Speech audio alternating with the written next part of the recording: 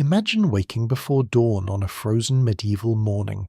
Your breath hangs in the air, your boots are stiff with ice, and the only thing between you and the cold is a wool cloak, a smoky hearth, and whatever food your village managed to store before winter came. Tonight, we'll step into that world and discover how ordinary people survived freezing winters in the Middle Ages. So, before we begin, please like the video and subscribe to the channel if you enjoy these quiet journeys into the past. Hey guys, tonight you find yourself outside a medieval town just as winter lays its white hand across the fields. The road beneath your boots is no longer mud exactly, but a stiff, shining misery of frozen ruts, old straw, and horse droppings hard as little stones. Your cloak smells as wet wool. Your fingers ache inside your sleeves. Ahead, the town wall rises out of river mist, its stones dark with frost, its gatehouse lit by torches that flutter like nervous saints. Somewhere beyond the wall, a bell tolls through the evening air, slow and hollow, while smoke from 100 hearths drifts upward and catches beneath the low clouds. There is damp straw in the ditch, cold stone under your palm, torchlight on iron hinges, and the sour comfort of other travellers breathing steam beside you. Medieval travel brochures really oversold this experience, assuming they existed and were not just a monk pointing vaguely at a road and saying, "Good luck." And here is the gentle truth of it. You probably would not last a week out here, not without help, luck, and someone willing to share their fire. So, before you get comfortable, take a moment to like the video and subscribe, but only if you genuinely enjoy what I do here. And while you are settling in, leave a comment telling us where you're listening from and what time it is there, so this cold little road can stretch quietly all around the world. Now, dim the lights, maybe turn on a fan for that soft background hum, and let's ease into tonight's journey together. You stand among a small knot of travellers waiting for the gate to open just enough to let you in before curfew. No one moves quickly. In this kind of cold, haste is a luxury for fools, thieves, and boys too young to know that a twisted ankle on frozen ground can become an entire winter's tragedy. Your boots are crusted with pale mud. The hem of your cloak has gone stiff where yesterday's rain froze into it. A carter beside you keeps slapping his arms against his ribs, not out of cheer, but because he would very much like to continue owning fingers by morning. His little brown dog, ribby and damp, stands under the cart and watches you as if you personally arrange the weather. The town gate is half shadow, half fire. Above it, a guard leans from the timbered gallery, his hood pulled so low you see only his nose and beard. He asks for names, business, and whether anyone carries goods that ought to pay toll. His voice comes down muffled through the frost, and every question hangs in the air like a small cloud. Behind him, a brazier glows red, though not nearly red enough. And you understand at once that even men with authority must negotiate with winter like everyone else. A woman with a basket of eggs mutters that the saints must have better things to do than count toll pennies after sunset. No one can quite agree whether St. Martin protects travellers better than St. Christopher in weather like this, but several people have opinions, and none are warm enough to argue properly. One pilgrim fingers a small lead badge sewn to his hat, a token from a shrine where, some swear, a candle once burned for 3 days without shrinking. Tonight, you would settle for one that burned 3 hours without smoking your eyes out. At last, the gate groans inward. Iron hinges complain like an old ox, and you pass beneath the arch with the others. Ducking you there is room enough because old stone encourages humility. The passage smells of damp, soot, horse breath, and the sharp tang of frozen metal. Underfoot, Straw has been scattered to keep travellers and animals from slipping, though it has absorbed so much mud that it now seems less like straw and more like a tired field brought indoors. A guard with a lantern peers at your face, then at your bundle, then at your face again, as if hoping your nose will confess to smuggling. Inside the wall, the town gathers close around you. Timber houses lean over the lane as though sharing gossip. Their upper stories nearly touch, and icicles hang from the thatch like crooked glass teeth. The street is narrow, churned by carts, pigs, boots, and thawed refuse that has frozen again into treacherous ridges. A gutter runs dark down the middle, though tonight it is sealed beneath a skin of ice. From somewhere nearby comes the clang of a smith finishing late work, the thud of a shutter being barred, the thin cry of a seller trying to get rid of the last onions before night swallows the market. Warmth lives here, but it is not given freely. It leaks in threads through cracks round doors. It blushes at the seams of shutters. It smells of wood smoke, cabbage, wet leather, and ale. Every house protects its heat the way a miser protects coin. Oak doors are shut fast, iron keys turn, curtains are stuffed into gaps, rushes are piled thick on floors to soften stone and hold what warmth can be persuaded to stay. In winter, even a draught has the manners of a tax collector. It enters uninvited and takes too much. You follow the carter because he seems to know where he's going, and because his dog has decided to trot at your heel with the grim loyalty of a creature who suspects food may happen somewhere near you. The lane bends past a chapel, its little bell silent now after marking the hour. The chapel door is closed, but a candle burns before a painted saint in the small outer niche. The flame shivers behind cloudy horn, and beneath it someone has tucked a twist of wool, a bent pin, and what may be a very old bean. Some swear that leaving such small offerings near a holy image helps guard the household from winter fever, though even now it is hard to tell whether the saints prefer beans, pins, or simply the sight of people trying their best. A gust slips down the street and finds the back of your neck. It has clearly studied military tactics. You pull your cloak tighter and feel how poor your defences are. Medieval clothing is not one heroic garment, but a campaign of layers. Linen against skin. Wool over that. Another tunic if you have one. A hood. A cloak. Perhaps mittens if fortune smiles and your household has not lost one behind a bench. The wealthy may wear fur lining, squirrel or rabbit or lamb, soft as a whispered prayer. The poor make do with thick wool, patched wool, borrowed wool, and the old reliable method of being near other warm bodies without asking too many questions. The carter leads you toward a low hall where travellers may pay a coin for space near the fire. Above the door hangs a bush of dried branches, the sign of ale sold within.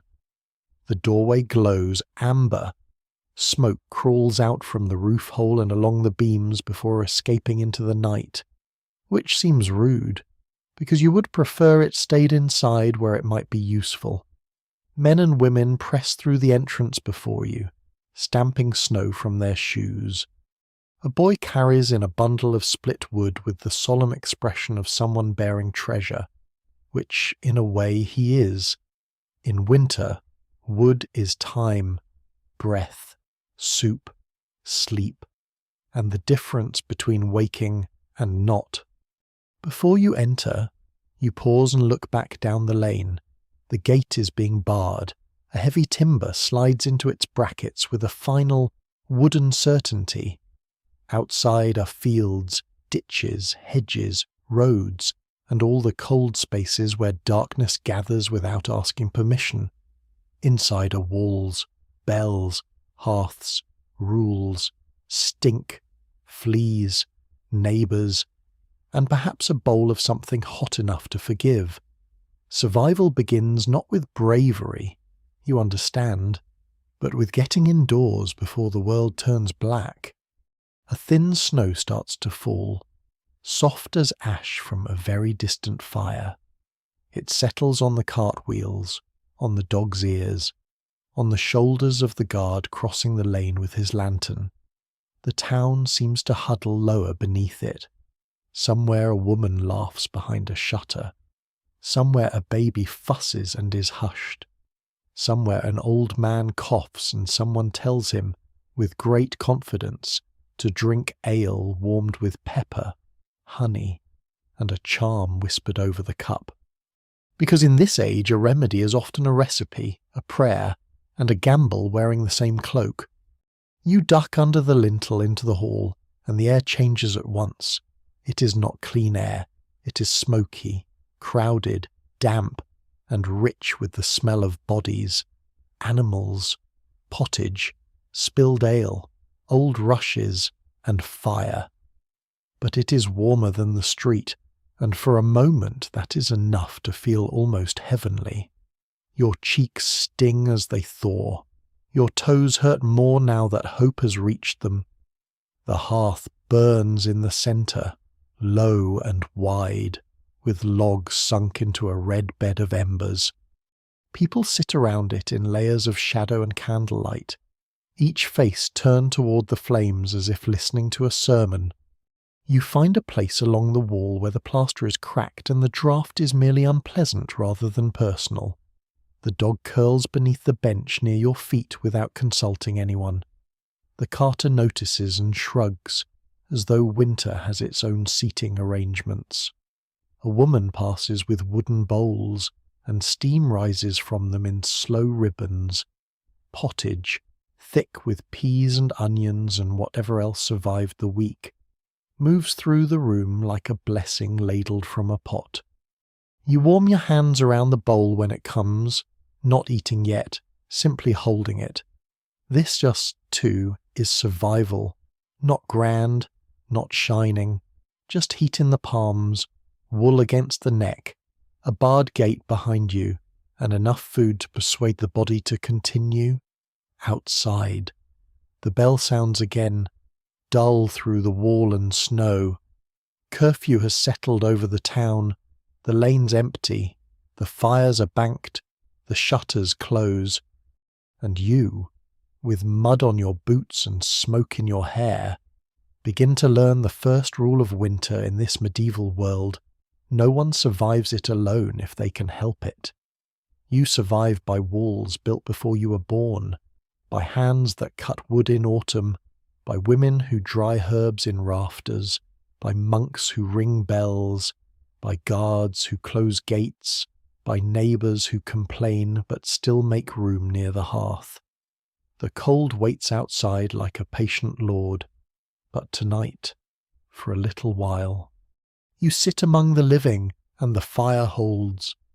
The bowl warms your fingers long before it improves your spirits, and for a little while you simply sit with it, letting the steam touch your face while the hall settles around you. The room has that familiar winter feeling of being both refuge and ordeal at once. You are inside, which is a mercy. You're also inside with about 30 other souls, 2 dogs, 1 coughing baby, a basket of turnips, and enough hearth smoke to season the rafters for another 100 years. Medieval comfort. You begin to understand is rarely a pure thing. It arrives bundled together with inconvenience, soot, and somebody else's elbow. The central hearth burns low, not in a bright, cheerful way, but with the careful seriousness of a fire expected to work through the night. No one wastes good fuel on spectacle. The logs are laid close, the embers banked red and deep, and now and then the woman minding the hearth nudges a brand with an iron rod, as though negotiating with a stubborn servant. Sparks drift upward into the smoke hole, though not all of them find their way out. A grey haze lingers beneath the beams, caught in the soot-black rafters where old herbs hang drying in bunches time. Sage, perhaps a little rosemary, and something bitter that looks useful mainly for frightening illness by appearance alone. Rushes cover the floor in a patchy layer, sweet in places where they are fresh and less sweet where boots have trampled them into the history of the room. Mixed among them are stray bits of straw, nutshells, and the occasional thing you choose not to identify too closely for the sake of your bedtime peace. Households often scatter clean rushes with lavender or mint in better seasons, both to soften the floor and persuade the room to smell less like humanity and damp wool. In winter, people are less ambitious. If the rushes are dry and do not actively object to your presence, they are considered excellent. You finally eat. The pottage is thick, plain, and deeply welcome, and once the bowl is empty, you feel your body return to you in pieces, fingers first, then cheeks, then the higher functions of judgment. The dog under your bench lifts its head hopefully, and you pass down the last softened bit clinging to the rim. It accepts your tribute as its natural due and settles again with a grunt of approval, across the hearth. The carter has removed his boots and is examining his stockings with the grave expression of a bishop reading heresy. Steam rises faintly from them.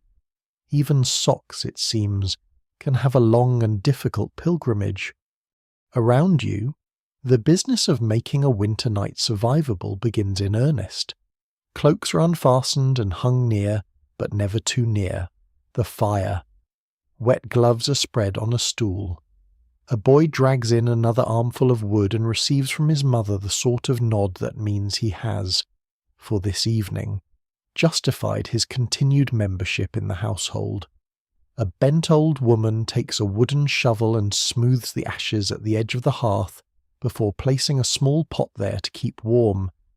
Every movement in the hall is guided by the same quiet principle: keep heat where it can do some good, and do not let it escape unless absolutely necessary.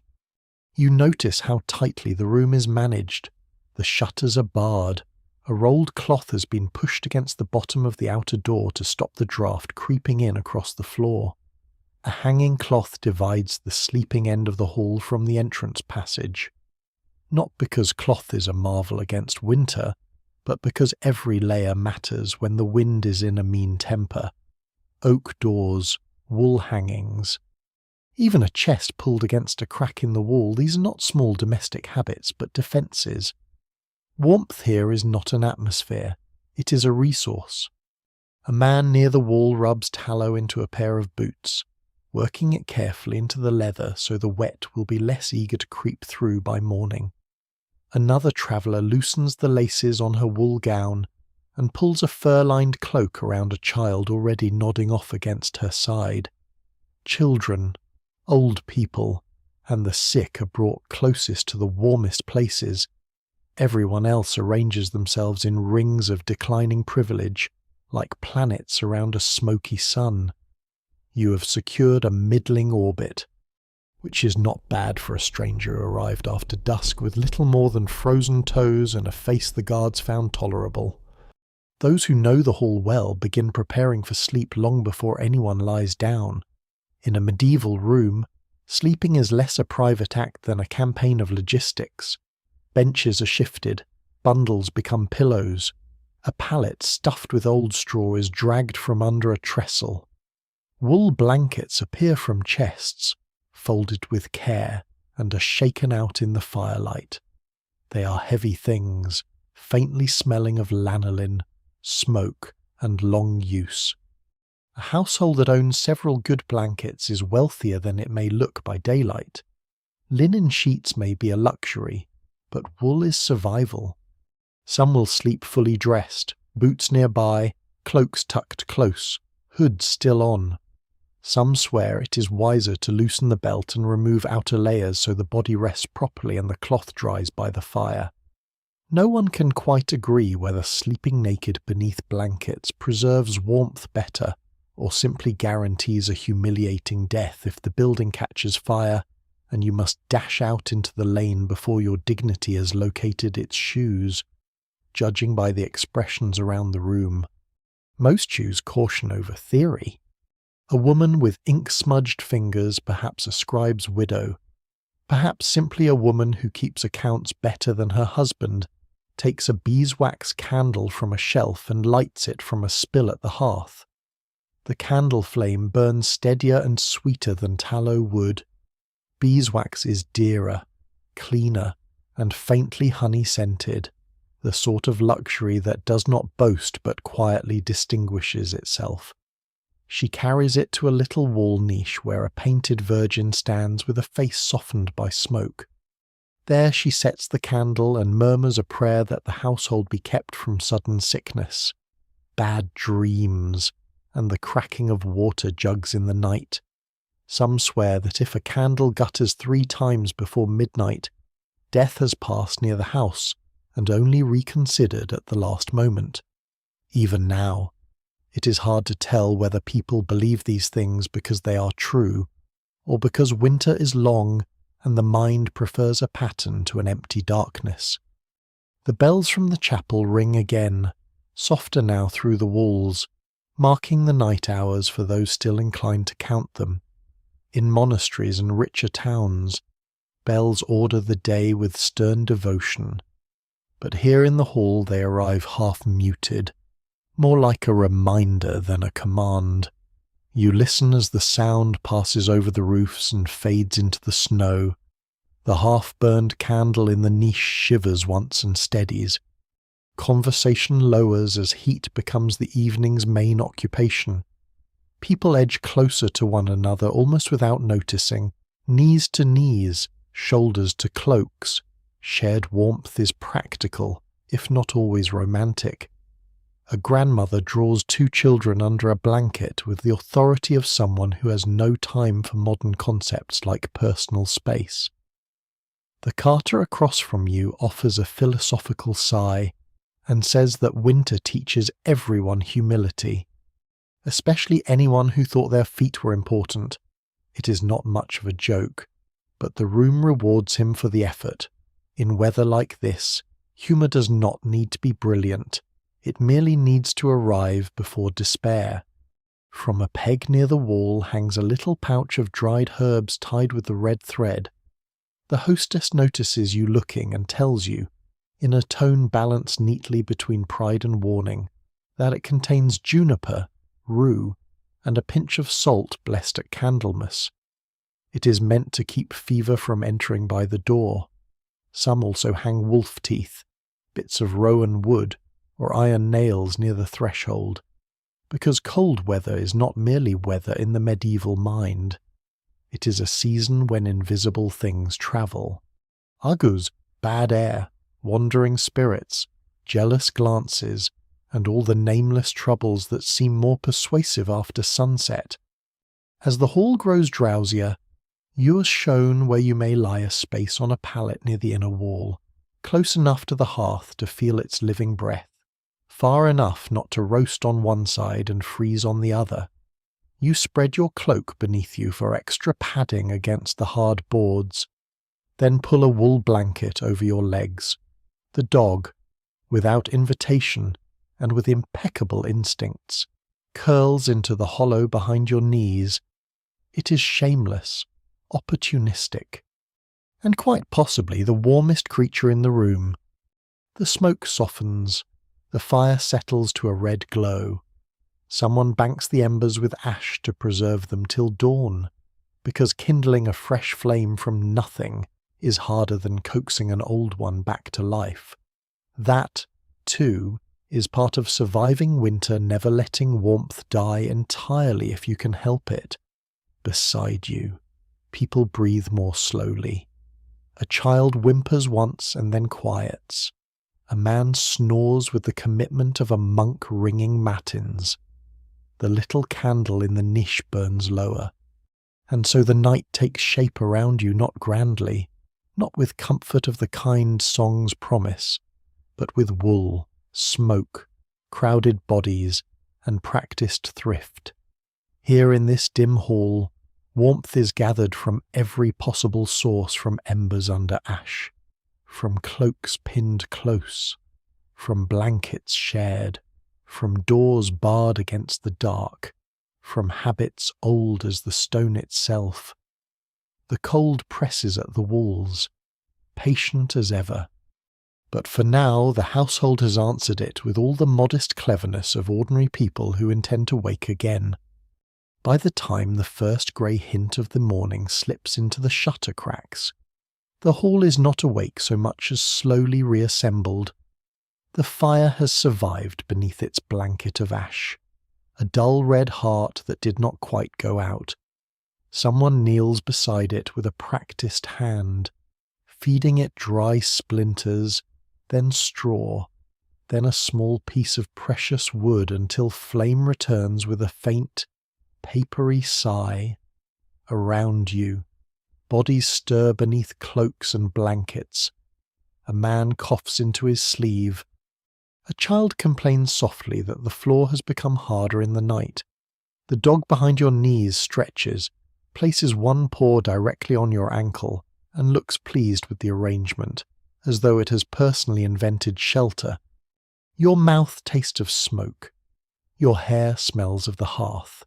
Your back has become acquainted with every knot in the boards beneath you.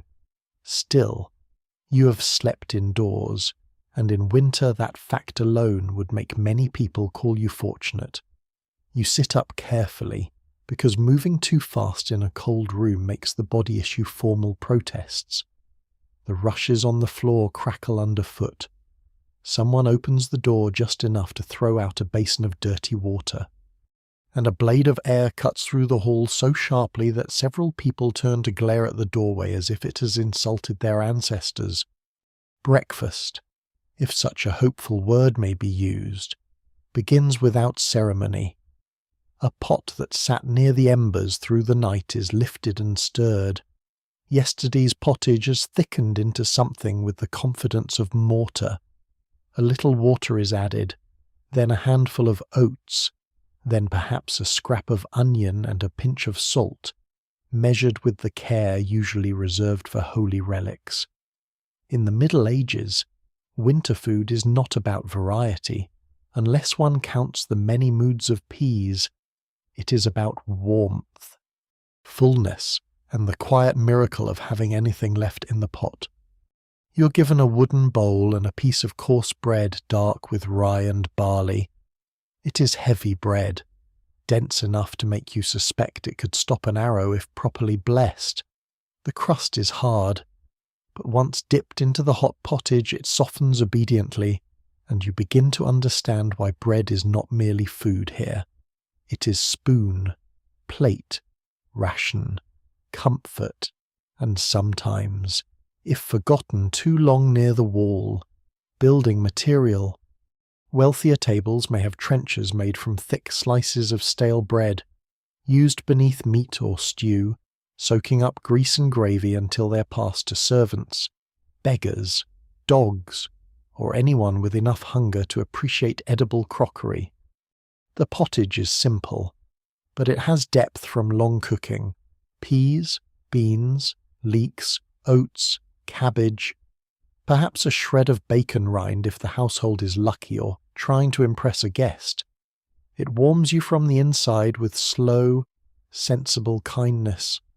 No one speaks much while eating. Hunger makes people attentive. Each spoonful is a small decision to continue the day.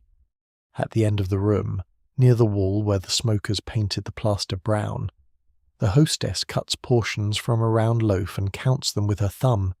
She knows who slept here, who paid, who is owed kindness, and who looks likely to vanish before settling a debt. Medieval hospitality can be generous, but it is rarely careless. Grain must last until spring, and spring is not a date on a calendar so much as a rumour the earth may or may not confirm. Hull is poured next, weak and cloudy, safer than many waters and considerably friendlier at dawn. It is not the roaring drink of songs but small ale, brewed lightly, taken by adults and older children alike, nourishing in its modest way. It tastes faintly sour, faintly sweet, and faintly of the wooden cup that holds it. You drink because the well may be half frozen. the river suspect, and because a warm belly does not object to ale unless it has become very proud. Some swear that ale brewed during a waxing moon keeps better through the cold months. Others say the secret is clean barrels, good malt, and a brewer who does not fall asleep at the wrong moment. No one can quite agree, which is convenient, because it allows everyone to keep blaming the moon. As the household eats, talk turns to stores. Everyone thinks about food in winter, even when speaking of other things.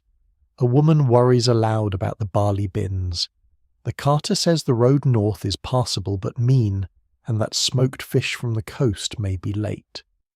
A man with frost-reddened hands says prices in the market have risen again, and makes a face that suggests he considers merchants a kind of weather, unpleasant, but impossible to abolish. Someone mentions salt, and the room grows briefly serious. Salt keeps meat, fish, and sometimes hope itself from spoiling. Without it, autumn slaughter would feed a household for days. With it, carefully used, it may help feed them for months. You chew your bread and listen.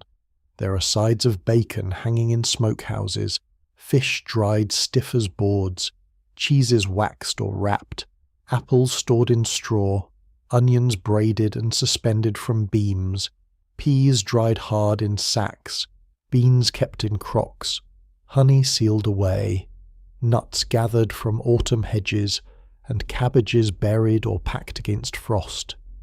Every item is a wager against winter's length, every sealed jar, every smoked ham, every sack of oats is a quiet argument with hunger. Yet nothing is guaranteed.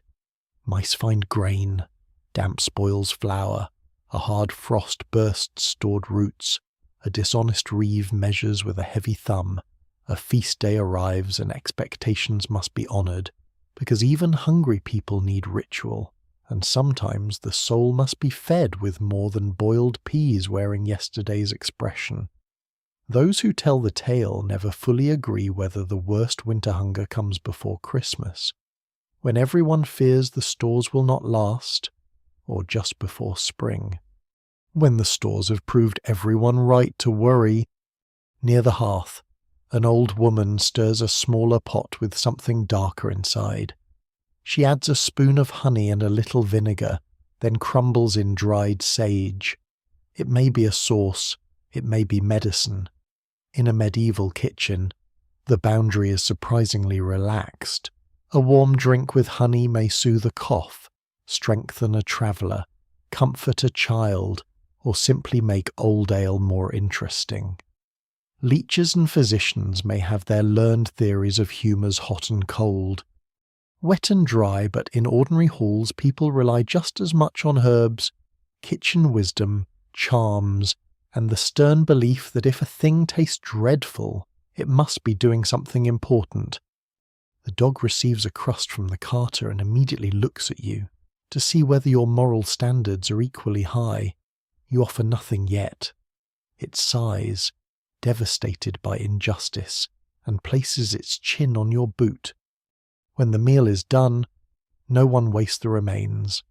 A smear of pottage is scraped back into the pot. Crumbs are swept from the table by hand. Bones, if there are bones, are saved for broth. Grease is kept. Ashes may be used for lye. Stale bread becomes thickener, trencher, sop, or charity. Even the thin ale left in cups may be tipped into a stew. Winter teaches a household to see every object twice once as itself, and once as what it may become when need grows sharper. You step outside with the others after eating, and the town seems changed by morning. Frost feathers the edges of shutters. Smoke rises straight from roofs before bending under a low wind. The market square lies ahead, half awake, with stalls being uncovered and straw scattered where the ground is slick. A baker opens his shutter, and the smell that escapes is so warm and yeasty that everyone nearby becomes briefly more religious. Bread in winter has that power. It can make even a practical soul believe in mercy. A bell sounds from the chapel, clearer now in daylight. Somewhere in the town, a storehouse key turns in a lock. Somewhere a servant lifts a sack of meal. Somewhere a cook counts onions and decides which ones are too soft to survive another week. You follow the lane slowly, your belly warmed, your hands tucked into your sleeves, the dog still choosing your company for reasons of its own. And as you walk, you understand the second lesson of winter survival: heat keeps the body from surrendering, but food teaches it to hope. Not grand food, not feast food, just bread that can be dipped, ale that can be shared, pottage that waits in the pot, smoked fish hanging from rafters, peas sleeping in sacks, salt guarding meat from rot, and a household wise enough to stretch every scrap. In this frozen season, survival is ladled out carefully, counted by the loaf, poured by the cup, and eaten slowly while the fire breathes behind you. The warmth of breakfast lingers only a little while once you leave the hall behind and follow the lane toward the back of the market square, where storehouses, sheds, and service yards gather in the less charming part of town. This is not the side sung about by minstrels. No one composes delicate verses about cabbage bins or the spiritual mystery of a turnip cellar. Yet this is where winter is truly fought, not at the walls, not in the chapel, not even at the hearth, but in the places where food is counted, locked, lifted, salted, dried, and hidden from damp vermin and desperate fingers. The morning is sharp and clean in the nose, the kind of cold that makes timber smell stronger and every sound seem made of iron. Frost lies along the edges of wagon ruts. Your boots scuff over packed straw and frozen dung as you pass low, outbuildings roofed in thatch darkened by smoke and weather. Here the town feels practical, all elbows and hinges. Oak doors stand banded in iron. Keys the size of small fish hang from belts. A reeve in a brown wool mantle moves ahead of you with the solemn importance of a man who spends his days deciding how much grain is a mercy and how much is a mistake. He is not alone. 2 servants carry baskets. A boy drags a sledge loaded with split wood. An older woman with a scarf tied under her chin holds a wax tablet and stylus, ready to mark what goes in, what comes out, and who suddenly remembers a pressing need for an extra loaf once the snow deepens. Winter sharpens everyone's arithmetic. Even kindness becomes measured by scoop and handful. You are led first to a granary raised slightly off the ground, its timber floor built above stone pads to discourage damp and rats. Discourage, mind you, not defeat. Medieval builders wage an endless, low-level war against moisture and teeth, and the enemy remains spirited. Inside, the air changes at once. It is cool, dry, and rich with the smell of grain, dusty, wholesome, and faintly sweet. Sacks of barley, oats, and rye stand against the wall in rows that look almost military. Some bins are lidded, some are sealed with pegs. Every container seems to announce that trust is a lovely Christian virtue, but locks are still preferable. The reeve wraps one sack with his knuckles, then unties another and lets a handful of grain run through his fingers. He watches the fall carefully. Grain must be dry, clean, and sound. If it smells sour, clumps oddly, or shows the dark fretting of damp, the whole household may later curse this morning. A bad store can mean mould, sickness, wasted bread, and ugly conversations by Candlemas. No one can quite agree whether the safest grain is the earliest harvested or the latest threshed, but everyone agrees that a barn cat with ambition is worth more than a poet at this time of year.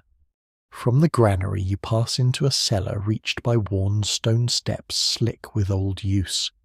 The air grows colder there but steadier, held away from the wind by earth and masonry. The room is dim. Light from the door catches on crocks, barrels, and baskets tucked into orderly shadow. Here are onions braided together and hung from beams, apples packed in straw, cabbages in heaps, beans in sacks, and wheels of cheese resting on shelves like squat yellow moons. A barrel of ale stands in one corner, another of small beer beside it, and the servant with the wax tablet touches each one with the reverence due to liquid civilization. You notice how much of winter survival depends on choosing the right place for the right thing. Roots want cool darkness, grain wants dryness, meat wants smoke or salt, cheese wants to be kept from both mould and greedy children. Nothing is merely put away. Everything is placed with intention, as if the household is composing a long argument against scarcity and has arranged its evidence carefully. Even the straw around the apple baskets is tucked close, not too loose and not too crushed. Because bruised fruit rots, and rot is a traitor with excellent networking skills. A servant lifts the lid of a crock and shows you turnips preserved in brine. Another reveals a jar of honey thick as amber. There are dried peas, split broad beans, and bundles of herbs hung upside down from a beam.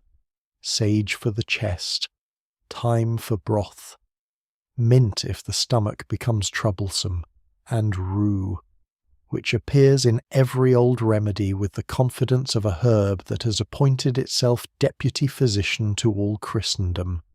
Some swear that tucking a little rue into the storehouse keeps spoilage away, though others suspect the real value lies in keeping away anyone with a functioning sense of smell. From the cellar you cross to the smokehouse, and there the scent meets you before the door opens fully oak smoke, old fat salt, and the deep, almost solemn smell of preserved flesh. Hams hang from hooks. Strips of bacon darken slowly above a bed of low smoke. Fish, split and cured, hang in rows like stiff silver pennants gone brown at the edges. The room is not warm exactly, but seasoned, cured, transformed by patient smoke. Here autumn's slaughter reaches into winter and offers its steady promise.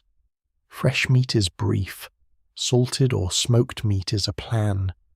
The woman with the wax tablet notes quantities while the reeve eyes the hooks. He knows, as everyone does, that survival is not only about storing enough food, but storing it long enough. A household can ruin itself by eating richly in November and praying artistically by February. So meat is cut in portions. Cheese is pared carefully. Ale is tapped with judgment. Grain is milled by need, not vanity. You could call it discipline, though from the expression on a nearby kitchen lad staring at a hanging ham, it feels to him more like spiritual persecution.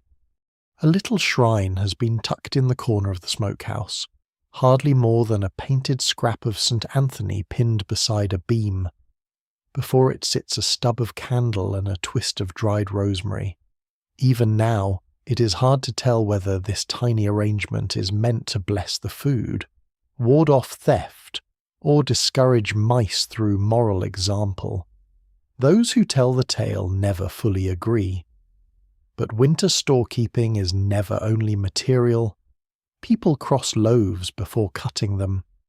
They mutter prayers over new barrels. They hang charms near granary doors.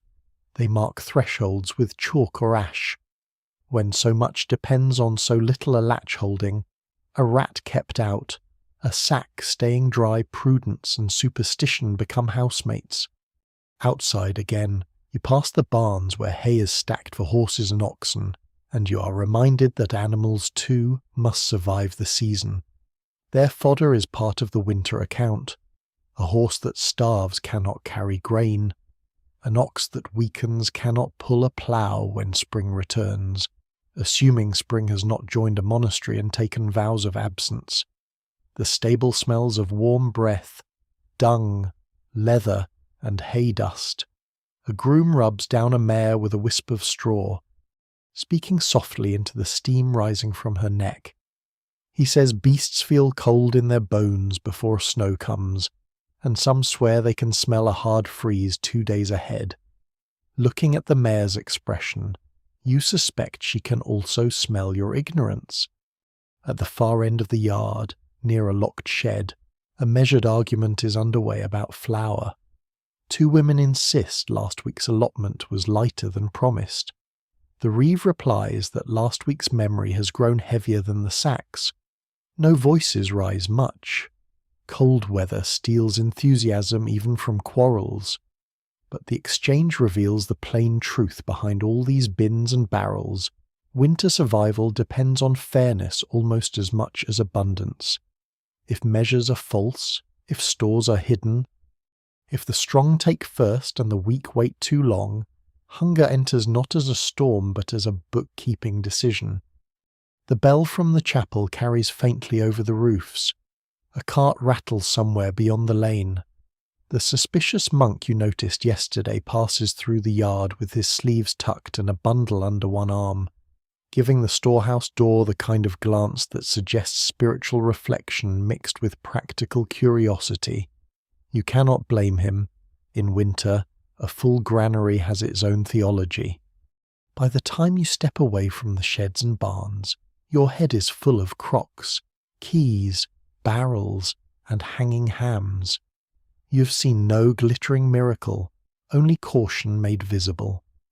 Yet that is the lesson settling around you like the smell of smoke on wool. People survive freezing winters in the Middle Ages by preparing months in advance and then guarding those preparations with almost sacred care. Locks on oak doors, grain measured by hand, meat darkening in smoke, roots sleeping in earth-cooled cellars, ale waiting in casks, herbs hanging in rafters, prayers whispered over all of it, just in case heaven has time to inspect the pantry. By mid-morning the town has loosened into motion, though not very willingly. Doors open by inches, carts creak out from yards. A woman shakes a frozen cloth from an upper window, and the ice on it breaks with a sound like thin pottery. Smoke lies low in the street before lifting above the thatch. You follow the carter and his self-appointed dog toward the town's outer lane, where travellers gather again in the weak daylight. Each person wrapped so thickly that the whole company looks less like human beings and more like bundles of laundry that have become religious and taken to pilgrimage. Your own cloak, dried somewhat by the hall's smoky warmth, is still stiff around the hem. When you pull it closer, it scratches your chin with the honest cruelty of coarse wool. That scratch is its virtue. Wool may itch, smell, hold smoke like a confession, and become heavy when wet. But it remains one of the great medieval defences against winter. Even damp, it keeps some warmth. Even patched, it shelters. Even ugly, it works. Which is more than can be said for many fashionable ideas across history. You pass beneath the gate once more after paying a small toll that the guard accepts with numb fingers and no visible joy. Outside the walls, the road runs pale between hedges. Snow has gathered in the ditches, and the fields beyond lie hard beneath frost. The sky is a flat pewter bowl. Every breath appears before you and vanishes, as if your body is quietly spending itself into the air. The travellers move slowly, adjusting straps and bundles as they go. Clothing, here, is not decoration first, it is architecture, against the skin. Many wear linen, because it can be washed more easily than wool, and is kinder to the body when one is fortunate enough to have clean linen at all. Over that come wool tunics, gowns, hose, hoods, caps, and cloaks, layered according to purse, trade, and desperation. Some garments are dyed brown, grey, russet, or faded green. The better off wear deeper colours and finer weave. One merchant has a cloak lined with rabbit fur, and everyone pretends not to stare at it with the hunger usually reserved for fresh bread. A peasant walking beside you wears a hood with a long tail, wrapped twice around his neck for extra warmth. His mittens are made of old cloth, patched at the thumb. Another man has stuffed straw inside his shoes, both underfoot and around the toes, a trick as old as cold feet and nearly as dignified. The straw must be dry to help, and changed when damp. Otherwise it becomes less insulation than personal swamp. Still, in weather like this, dignity is the first garment to be sacrificed. Toes outrank pride by a wide margin. Your boots begin to complain within the first mile. They are leather, softened by use, hardened by frost, and not nearly as waterproof as optimism led you to believe. Many travellers grease leather with tallow, wax, or animal fat, rubbing it in before setting out. It keeps water away for a time, though no one should mistake it for a miracle. Medieval footwear is sturdy enough for roads, fields, and stable yards. But winter mud has the patience of a lawyer and the morals of a tax collector. Sooner or later it finds a seam. The carter notices you stamping your feet and points to a patch of straw tied inside his own overshoes. He says that when the road is bitter, he changes the straw at midday if he can, and keeps an extra twist under his cloak. He also swears by rubbing goose grease on the soles before dawn.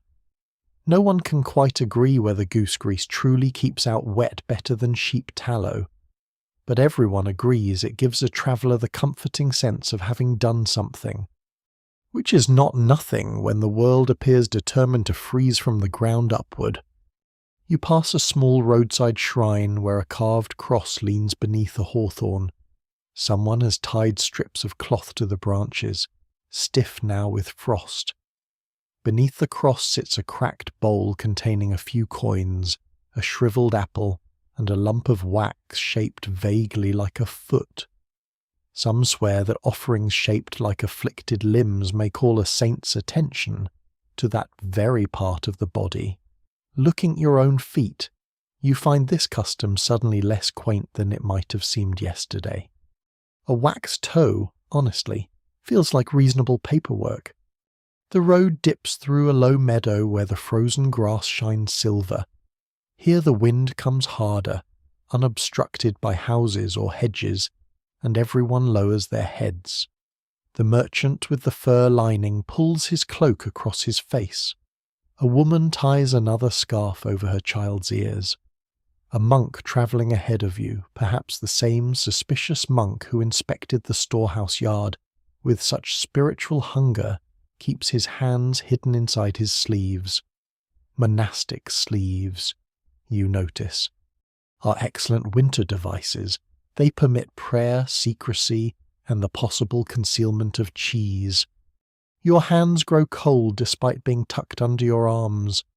Many medieval people wear mittens rather than gloves because mittens keep fingers together, sharing heat like sensible villagers around a hearth. Gloves exist, certainly, especially for riders, workers, and the well-born, but fitted fingers are fussy things and not always the warmest. The simplest mitten, made of wool or leather and lined if fortune smiles, can be a better friend on a road like this.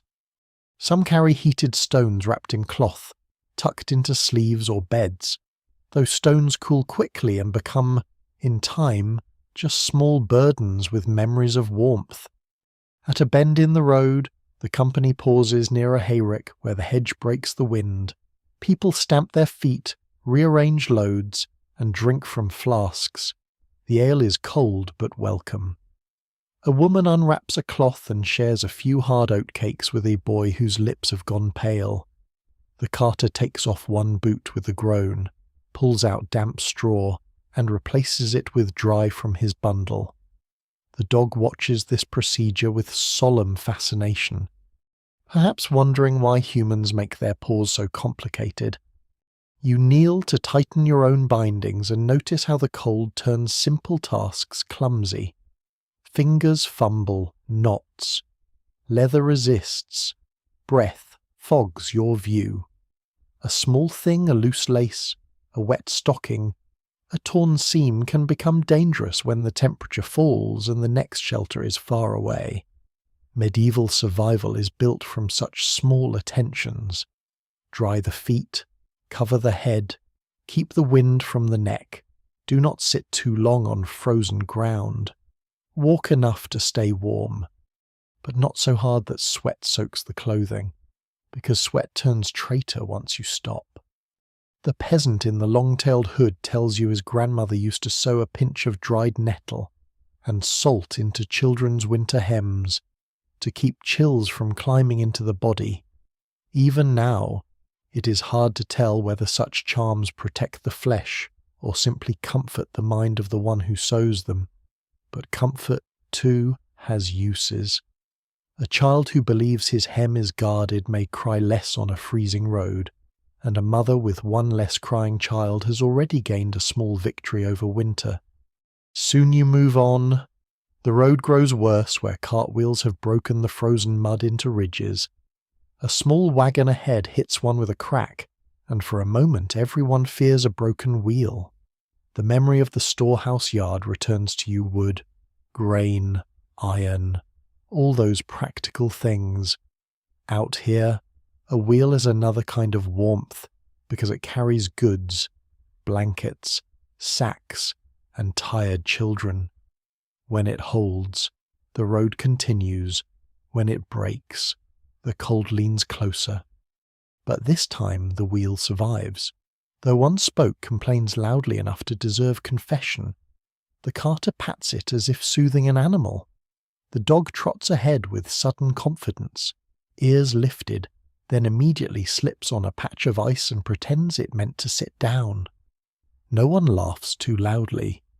The dignity of all travellers is fragile in winter. By afternoon, clouds gather thick over the fields, and you begin to feel the day's lessons settling into your bones. Clothing is not simply what people wear in the medieval cold.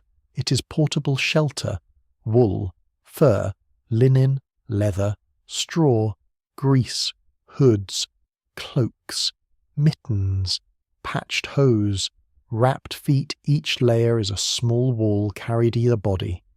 The rich survive with softer linings and better boots. The poor survive with repair, habit, sharing, and stubborn knowledge passed hand to hand. You tuck your chin lower into your cloak, smell smoke still caught in the wool from last night's haul, and feel strangely grateful for every scratch of it. The town behind you has vanished into mist. Ahead, the road bends toward white fields and dark trees.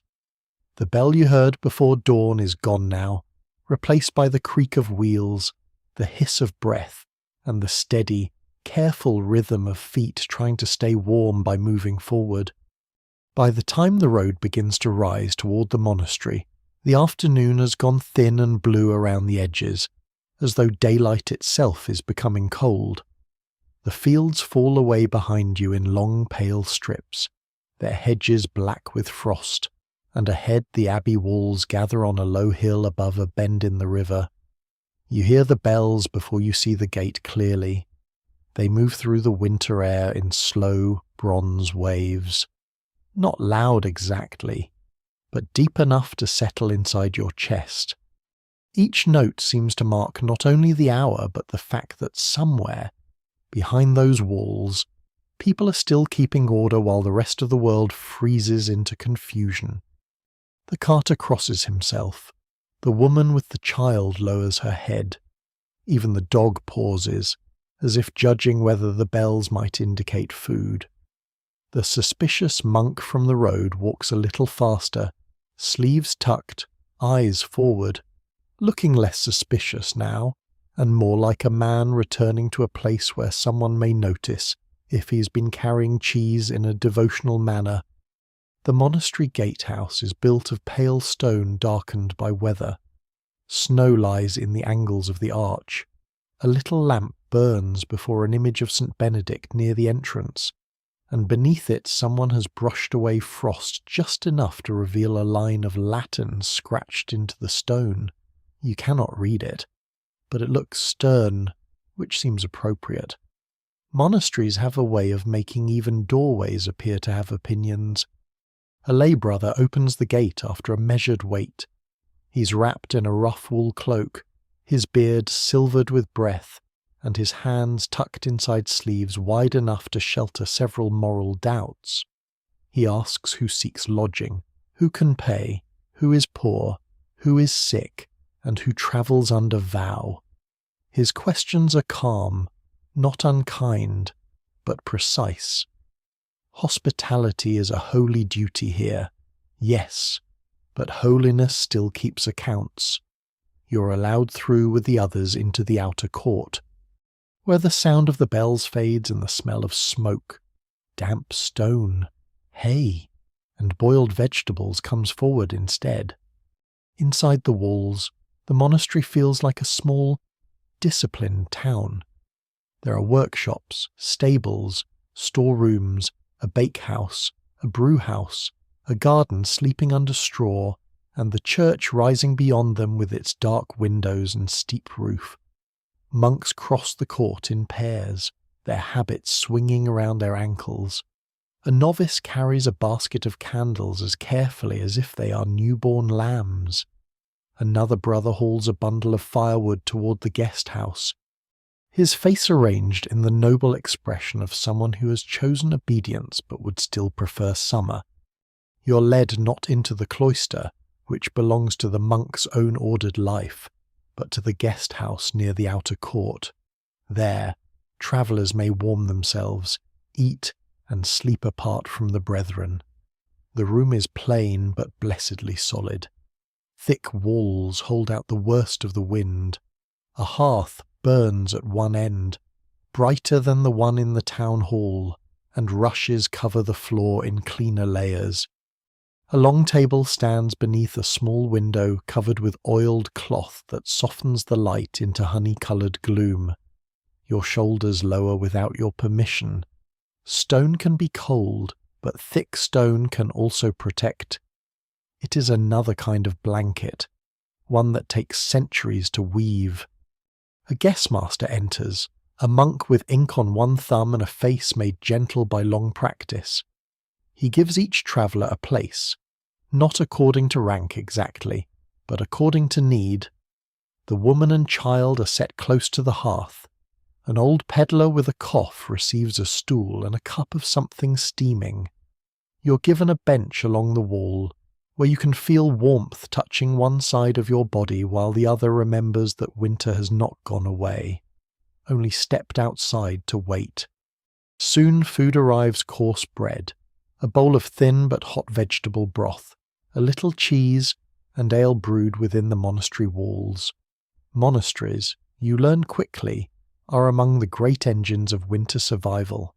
They store grain, preserve fish, brew ale, keep gardens, copy knowledge, tend the sick, shelter travellers, and ring bells with a persistence that suggests God himself might oversleep without them. Their routines do not banish winter, but they give it edges: matins, lauds, prime, terce. Sext, none.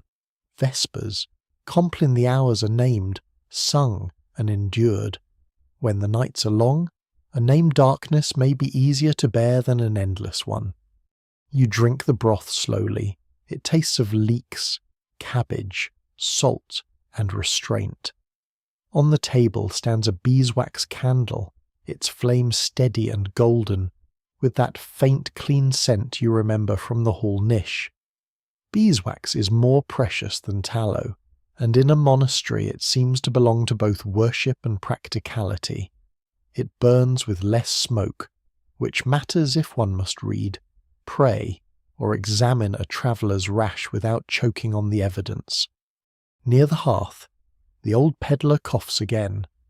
The guestmaster listens, then sends a novice to the infirmary for a small packet of herbs. The boy returns with dried horehound, hyssop, and a little honey in a cup. A brother pours hot water over the herbs and mutters that the drink may loosen the chest if taken before sleep.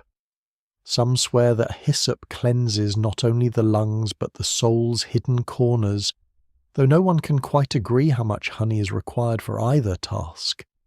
The peddler drinks with the weary bravery of a man familiar with medicinal flavours. His expression suggests that if his soul had hidden corners before, they are now fully alarmed. You watch the monastery's winter wisdom unfold in small acts. Damp cloaks are hung on a rail near the fire, carefully spaced so they dry without scorching. Boots are set on their sides, not upright, lest heat crack the leather. A servant shakes fresh straw into the pallets. A monk checks the shutters and presses a strip of wool into a gap where the wind has begun a thin, needling whistle. Another brings in a covered pan of embers from the bakehouse to strengthen the guesthouse fire without wasting fresh kindling. Nothing is casual, nothing is grand. Everything is repeated because repetition keeps people alive. Outside, another bell rings, and the sound draws several monks toward the church. Their sandals scrape the frozen stones of the court. You glimpse the cloister through an open passage, dark arches, a square of snow in the garth, a covered walk where silence seems to have settled like dust. Somewhere within those walls, ink-stained scribes bend over parchment, their fingers stiff in the cold, copying saints' lives and accounts, and perhaps a medical recipe involving sage, vinegar, and a confidence history may not entirely share. They warm their hands over little braziers, though too much smoke near parchment is dangerous, and too much fire near parchment is a disaster, with excellent theological consequences. The guestmaster sees you looking and tells you that in hard winters the abbey sometimes opens extra barns to the poor, though never enough to satisfy all. Grain must feed the monks, servants, tenants, livestock, and strangers who arrive with frost in their beards and hope in their empty bowls. Even charity, he says softly, must survive until Lent. It is a hard sentence, but not a cruel one. Medieval mercy often wears the face of careful storage. As evening thickens, the travellers settle. The woman's child falls asleep with a crust still held in one hand. The carter bargains quietly for stable space for his horse, because a living horse in February is worth 10 promises in March. The dog has discovered a warm place beneath the bench and is guarding it with the exhausted nobility of a tiny lord. The suspicious monk, now properly among his own, passes through the guest-house once carrying a folded cloth. He looks at the dog. The dog looks at him, and some private judgment is exchanged. Those who tell the tale never fully agree whether the monk wins. Before Compline, the guestmaster lights another candle before a small cross. The room stills. Even those who do not know the prayers understand the shape of them. Voices rise from the church beyond the wall, low and even, woven together with the bell's fading hum. The chant is not warm in the way fire is warm, but it does something similar inside the mind. It gathers scattered thoughts. It narrows fear. It tells the night that people are awake within it, singing. You lie down later on a straw pallet under a wool blanket that smells faintly of cedar and old smoke. The monastery stones hold the day's cold, but the hearth holds its red centre, and the room breathes with sleeping travellers. Somewhere beyond the guest house, monks will rise again in darkness to pray while you sleep. Somewhere herbs dry in rafters, ale rests in barrels, bread cools in the bakehouse, and bells wait to divide the long winter night into pieces small enough for human hearts. And so you learn another winter lesson beneath the abbey roof. Survival is not only a matter of heat and food, but of rhythm, the bells, the prayers, The measured stores, the careful drying of boots, the cup of bitter herbs, the candle guarded from draughts, all of it turns the great blank cold into something ordered, something endured 1 hour at a time. Outside, snow brushes the walls. Inside, the monastery keeps watch. The bell for the deep morning hour reaches you before your eyes open. It comes through the guest house wall as a low, patient sound, softened by stone and snow, and for a moment you do not know whether you're still dreaming beside last night's hearth or lying beneath the abbey roof. Then the chill finds the edge of your blanket, and your body remembers the world with practical speed. Around you, travellers stir in the bluish dark. Someone whispers a prayer. Someone else fumbles for a boot and finds, by the sound of his sigh, either the wrong boot or a deeply disappointing one. The fire has sunk to embers, but the monks have been awake. That is the strange comfort of a monastery in winter, even when you sleep. Someone moves through the hours with a candle, a psalm, and a sense of duty strong enough to survive cold stone floors. In the yard beyond, faint light crosses the snow as a brother carries a lantern from the church toward the bakehouse. The flame looks small, yet your eyes follow it with devotion. Any light in winter feels like news from a kinder country. You rise slowly, wrapping your cloak around shoulders, still reluctant to join the day. Your boots, set carefully on their sides near the hearth, are less wet than before, though not what a poet would call inviting. The leather is stiff, and when you pull them on your feet, accept their fate in silence. The dog, who spent the night beneath the bench as if born to monastic privilege, yawns extravagantly and shakes bits of straw from its coat. It looks toward the door, then back to you, apparently resigned to continuing your joint pilgrimage, though no contract has been discussed. Before departure, the guestmaster gives each traveller a heel of bread and a cup of warmed ale, thin but blessedly hot. A novice ladles pottage into bowls for those leaving before dawn, and steam rises in pale ribbons. The broth is thinner than last night's, but it carries the taste of leeks and salt, and you drink it down gratefully. Survival before sunrise is rarely elegant. It is often a matter of holding a wooden bowl in both hands and pretending you're not jealous of monks who get to remain near the bakehouse. The suspicious monk passes through once more, hood shadowing his face, and hands the carter a small twist of cloth containing dried sage for his horse's cough. "Boil it if you can," he says, "or hang it near the manger." No one can quite agree whether sage smoke helps a beast breathe easier or merely convinces everyone nearby that something medicinal has occurred. The carter nods solemnly, because in winter a questionable remedy is still better company than no remedy at all. You step out into the monastery court with the others just as the eastern sky begins to pale. Frost lies over everything. The well rope is stiff. The stable door groans. The church windows hold the last of the night like dark water. Behind you, the guest house fire continues to glow, and ahead the outer gate opens toward the forest road. The lay brother at the gate makes the sign of the cross over the company, and whether it warms you spiritually or not, it does give the morning a feeling of being properly started. The road beyond the abbey slopes down toward woodland.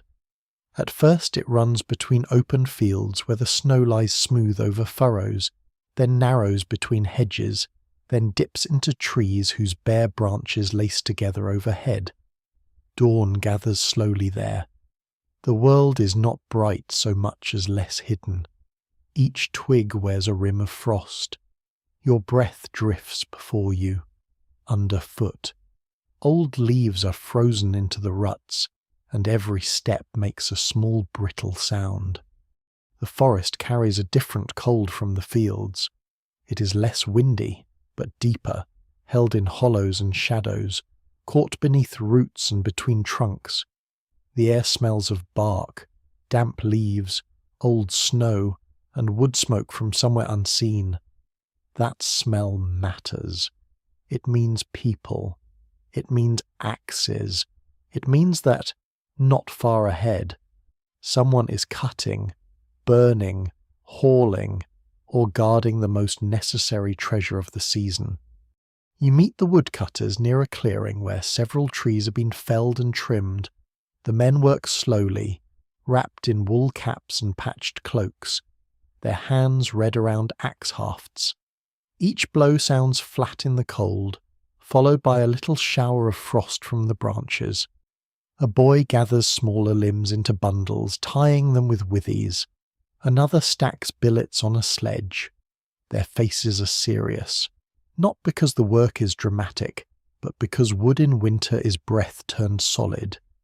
It cooks pottage, warms beds, dries socks, heats bath water when anyone is lucky enough to have such a thing, fires ovens, keeps the sick alive, and gives old people one more night beneath a blanket. One woodcutter pauses to wipe his nose on his sleeve and tells the carter that the Lord's forester has been stern this week. Fallen branches may be gathered by some, cut timber by fewer, and good oak by almost no one without permission. Woods are not free, even when they look endless. Rights to gather dead wood, graze pigs, cut poles, or take brush belong to custom, manor, abbey, or lord, and woe to the hungry soul who confuses need with legal entitlement in winter. A bundle of sticks can become a court matter. It is impressive, in a bleak way. How many paths lead to fines? Beside the clearing stands a small charcoal clamp, a mound of earth and turf covering slowly burning wood. Thin smoke seeps from its sides, blue and secretive. A charcoal burner tends it with a hooked stick, adjusting vents so the wood smoulders without flaming. His coat is blackened, his face streaked with soot, and his beard looks as though it has entered into a permanent agreement with smoke. Charcoal will feed smiths' fires, braziers, and workshops. It burns hotter and cleaner than raw wood. But making it requires patience, judgment, and a willingness to smell like a chimney with opinions. Some swear charcoal burners know charms to keep fire sleeping under earth, neither dying nor waking too quickly. Even now, it's hard to tell whether such knowledge is magic, craft, or simply the result of spending so many nights alone in the woods that ordinary skill begins to look uncanny. The burner glances at the dog, and the dog glances back with professional suspicion. Perhaps each recognizes the other as a creature who survives by watching closely and saying little. You warm your hands briefly over a brazier near the sledge, where a few embers glow beneath a cracked iron rim. The heat is small but fierce. Your fingers prickle painfully as they return to life. A woodcutter's wife, who has come with bread wrapped in cloth, shares a morsel with her husband and breaks a smaller piece for the boy. She wears a wool hood pinned under her chin and carries a bundle of hazel switches on her back. Her shoulders are narrow, but she moves with the steady strength of someone who has carried half the forest home in pieces over many winters. She tells you that in their village, people keep a special log from Christmas, charred at one end, and save a piece to light during storms or sickness. Some say it protects the house from lightning, though lightning feels wonderfully theoretical under all this snow. Others say it keeps witches from souring milk or frost from killing newborn lambs. No one agrees entirely, and perhaps that is the point.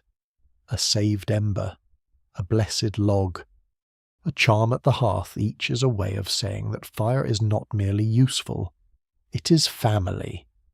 The road continues through darker woods. Your company walks more closely now. Forests in winter have a silence that invites stories, and medieval travellers rarely lack stories. Someone mentions wolves, though none appear. Someone else speaks of green lights seen among trees before hard frost. The carter says he once heard that if smoke from a cottage chimney falls low and crawls along the ground, snow will come before night. A pilgrim replies that his aunt judged weather by the ache in her knees and was more accurate than any scholar. The suspicious monk, walking behind, observes that both smoke and knees are part of God's creation, and therefore should not be dismissed. It is a remark so reasonable that everyone becomes quiet for several steps. By mid-morning you pass a hamlet set at the forest edge. Its cottages crouch beneath thatch weighted with snow, and almost every roof gives off smoke. Outside one door, a girl stacks kindling under an overturned basket to keep it dry. Near another, an old man splits small wood with a hand axe, making pieces thin enough for quick flame. A woman carries ashes in a pail to scatter on an icy path. Nothing here is wasted. Bark, twigs, peat where there is peat, dried dung in poorer places, reeds, brushwood, prunings from orchards, broken stools past saving anything that burns may become part of the winter account. You see now that fuel is not just gathered, it is planned. Wood cut green must dry, faggots must be tied, peat must be sliced and stacked, charcoal must be watched, ashes must be banked, the hearth must be fed but not greedily, because a roaring fire at sunset can become a cold room before dawn if no one thinks ahead. Like grain in the storehouse, fuel teaches patience. Like wool on the body, it works best in layers. Kindling first, then sticks, then larger wood. Then embers protected under ash until morning. At the hamlet shrine, a narrow niche holds a soot-darkened saint with a missing hand. Beneath it someone has tucked 3 pine cones, a twist of wool, and a tiny carved wooden flame. Those who tell the tale never fully agree whether this saint protects woodcutters, guards houses from fire, or simply receives whatever anxious villagers have to offer. You pause only a moment, but the image stays with you, a little wooden flame given to a painted saint, asking for real fire to last. When the road bends away from the cottages, the trees close behind you again. The dog trots ahead, nose low. Your cloak smells of monastery smoke and forest damp. Your boots are cold but holding. Somewhere behind the hills, the abbey bell rings again, faint as memory. Ahead, another smoke trail rises beyond the trees, promising perhaps a cottage, perhaps a charcoal camp, perhaps only someone else trying to persuade winter not to enter too deeply. And as you walk beneath the frost-laced branches, the lesson of the forest settles clearly in the Middle Ages. Surviving winter means surviving by fuel. Fire is not a simple comfort. It is gathered in summer, cut in autumn, hauled in winter, guarded at night, and coaxed each dawn like a stubborn little son. It lives in faggots, logs, charcoal, peat, embers under ash, and the aching backs of those who bring it home. Without it, pottage stays raw, blankets stay damp, sickness deepens, and darkness grows bold. With it, even a poor cottage can become, for one more night, a small red centre against the cold. The forest thins by slow degrees, branch giving way to hedge, hedge giving way to fields, until the road finds another town crouched beside a frozen stream. Its walls are lower than the first town's, its gates smaller, but smoke rises thickly from within, and that is enough to make every traveller look at it with sudden tenderness. By now the morning has aged into a hard, white noon. The sky is bright but gives no warmth. Frost still grips the shaded ruts, while the places touched by passing wheels have turned to slick brown slush. The road's way of reminding you that winter has many forms and all of them wish to enter your boots. The gate stands open for market day. A guard in a patched hood watches the traffic with the narrowed eyes of a man counting tolls and regretting his career. Carts creak through bearing sacks, baskets, barrels, bundles of wool, cages of fowl, and one very offended pig who objects to commerce in general. You pass under the arch with the carter, the suspicious monk, the woman and child, and the dog, who carries itself with the confident air of an animal certain markets exist for its benefit. Inside, the market square is a confusion of colour against ice, awnings of dull red, faded blue, brown, and patched green sag under frost. Merchants sweep snow from boards and lay out their goods with stiff hands. Straw has been scattered across the ground, though it has already been churned by hooves and boots into a golden brown paste that clings to everything.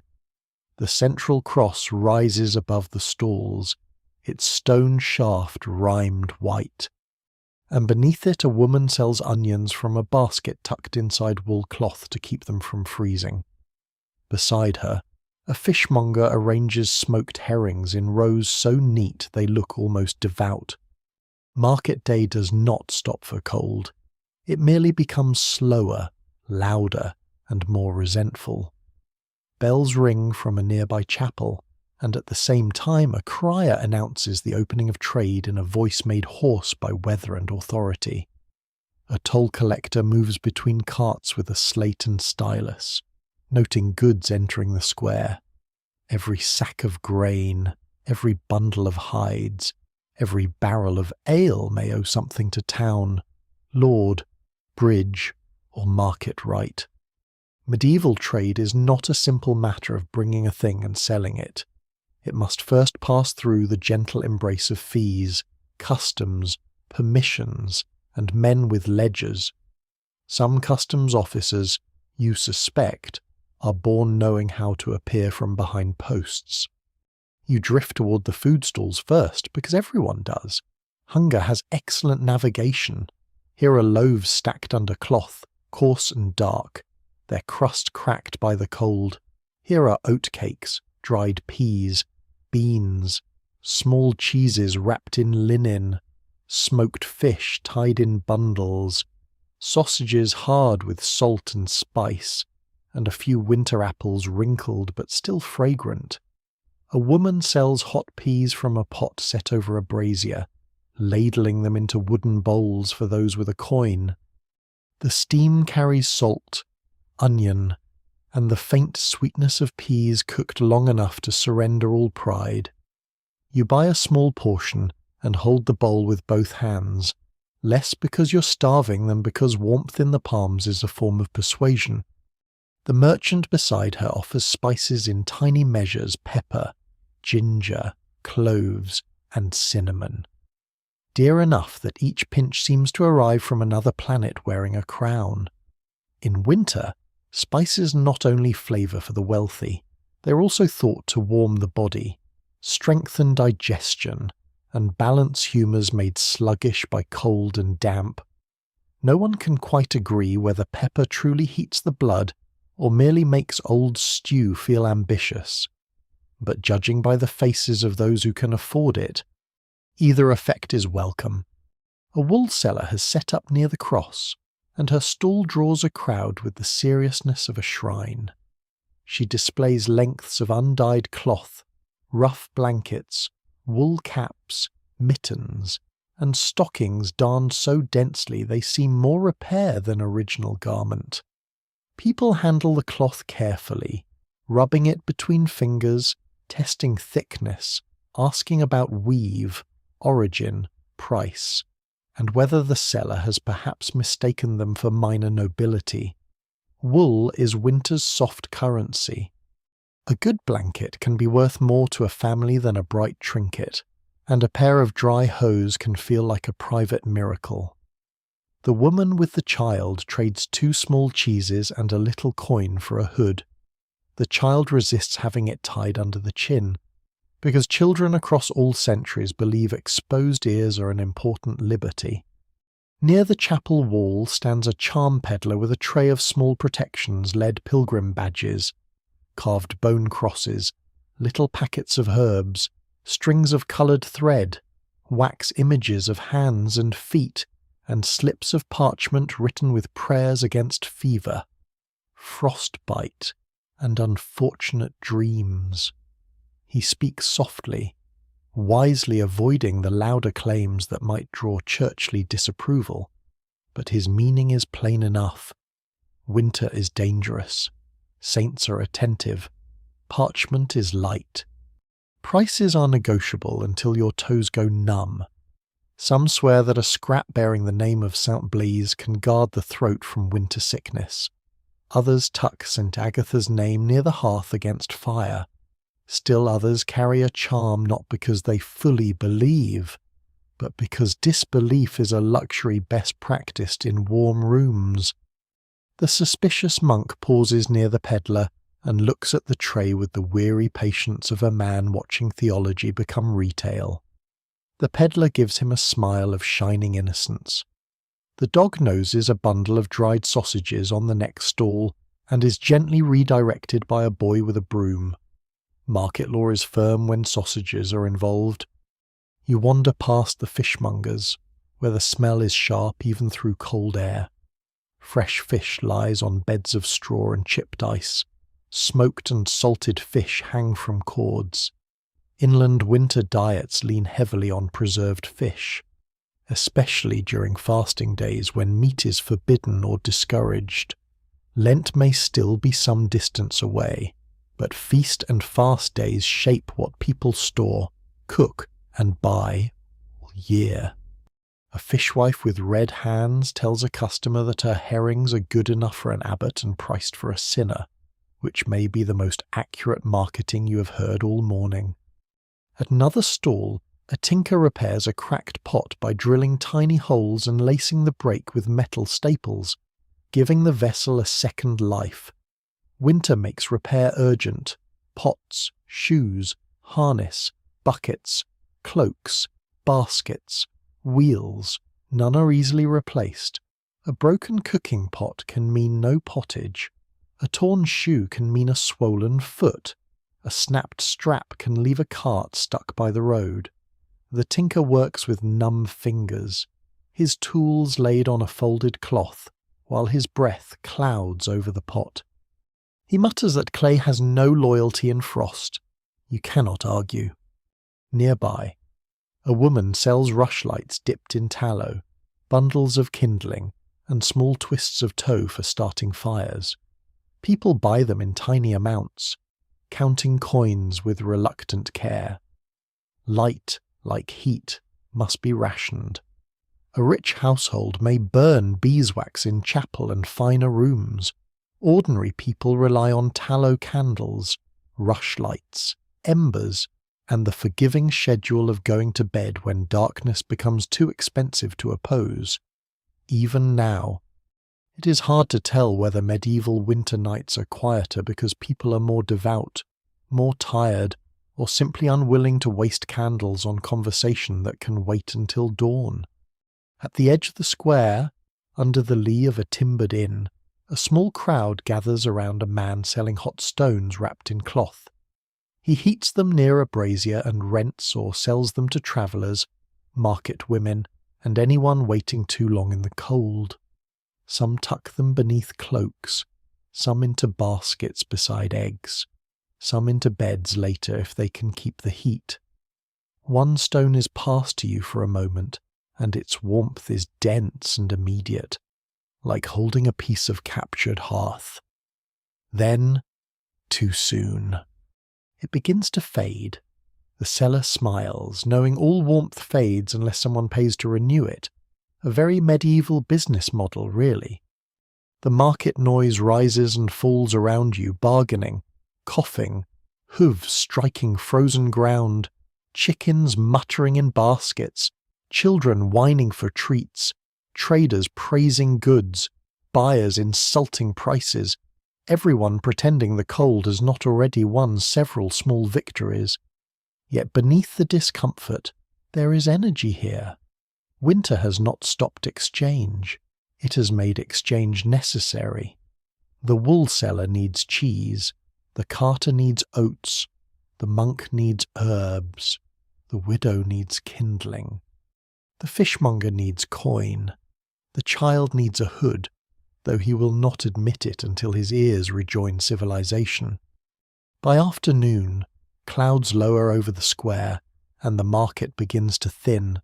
Goods are bundled again, coins vanish into pouches, unsold onions are wrapped against frost. The fishwife covers her herrings. The crier calls final warnings about weights and measures, and everyone behaves as though weights and measures have always been their chief moral concern. You stand near the central cross with your cloak pulled tight, the smell of hot peas still in your bowl, and the dog leaning against your leg in a manner suggesting both affection and strategy. The lesson of the icy market is plain. Though it arrives wrapped in noise and straw, medieval winter survival depends not only on what a household stores, but on what a community can still trade when roads are cruel and fingers numb. Markets move salt, cloth, grain, fish, tools, candles, remedies, gossip, and hope from hand to hand. They let a family turn cheese into a hood, a coin into hot food, a broken pot into another month of usefulness, even in freezing weather. The square becomes a shared hearth of sorts, not warm enough, never clean enough, taxed at every opportunity, but alive with the stubborn commerce of people determined to keep going. By the time the market thins and the last sellers begin folding their cloths with stiff, reddened hands, the cold has found its way beneath nearly every layer you own. It has crept through seams, cuffs, collar, and boot leather, patient as a clerk with too much ink and too little mercy. The square that seemed so lively at noon now feels tired, its straw trampled flat, its brazier smoke torn sideways by the wind. The fishwife has covered her herrings. The wool seller has tied up her blankets. The charm peddler has vanished with his tray, which is impressive, because men selling protection from misfortune often know exactly when to avoid evening weather. The carter points with his chin toward a low alehouse at the corner where two lanes meet. A dry branch tied above the door marks it for those who cannot read, which is convenient, since cold makes even the literate less ambitious. Yellow light seeps around the shutters. A smell of malt, smoke, onions, and damp humanity drifts into the street. The dog reaches the threshold before anyone else and looks back, as if disappointed by how slowly humans respond to obvious solutions. You duck beneath the lintel and enter a room so smoky and close that your eyes water almost at once. Yet the warmth strikes you like a soft hand. Not luxurious warmth, not clean warmth, but enough. Enough to make your jaw unclench, enough to make your shoulders lower, enough to remind you that winter can be negotiated with if one has coin, company, or a convincing look of misery. The alehouse is small, with a beaten earth floor covered in rushes and straw, a hearth built against the far wall, and benches crowded close enough that strangers become neighbours before they can object. A pot hangs above the fire, hooks hold mugs, ladles, and a string of drying herbs. The rafters are black with old smoke. A cat sits high on a beam, tail curled around its paws, watching the room with the judgment of a minor bishop. No one troubles the cat. In a place with grain, crumbs, and mice, a good cat earns more tolerance than many relatives. You find space along a bench beside the carter, while the dog settles beneath the table, pressing its warm side against your boot.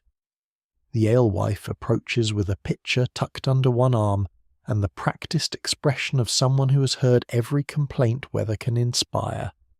She pours weak ale into wooden cups, and though it is not hot, the room gives it kindness. It tastes sour, grainy, faintly smoky, and entirely welcome. A stronger drink exists for those with money or an urgent wish to lose an argument, but small ale is the ordinary companion of working bodies, tired travellers, and people who prefer their mornings to remain possible. Around you, conversation moves in low currents. A drover describes a road drifted shut near the ridge. A tinker complains that frost cracks pots and customers blame him personally. Two wool merchants argue over the price of undyed cloth with the sorrowful dignity of men defending kingdoms. Near the hearth, an old soldier warms his hands over a covered pan of embers and insists that cold in the bones is best treated with ale, mustard, and refusing to die. No one can quite agree whether mustard truly warms the joints or merely gives the mouth something dramatic to report. But the soldier has survived enough winters that people grant him the authority of persistence. The alewife brings a platter of coarse bread, onions softened in fat, and a little smoked fish flaked into a bowl of thickened broth. You pay a coin and receive your share on a trencher that has clearly served several purposes in its career. You eat slowly. The fish is salty enough to wake every corner of your face, but salt is not a flaw in winter. It is preservation made edible. The broth clings to the bread. The onions offer sweetness. Somewhere near the hearth, a child licks grease from his fingers with solemn concentration, as if attending a lecture on survival. Beside the fire, several stones have been set to heat in the ashes. The alewife's daughter uses iron tongs to lift one, wraps it in a scrap of wool, and passes it to an old woman who tucks it under her cloak with a sigh so deep the room briefly honours it in silence. Heated stones are a humble wonder. They warm beds, hands, baskets, sometimes even the feet of people who have spent too long standing in market stalls. They are also, once cooled, just stones again, which feels like a lesson winter enjoys repeating. A man at the next table pulls off one boot and sets it near the hearth. The alewife immediately scolds him, not for the smell that could stand trial on its own, but because leather left too close to heat may crack. He moves it back with the wounded dignity of someone whose boot has been publicly corrected.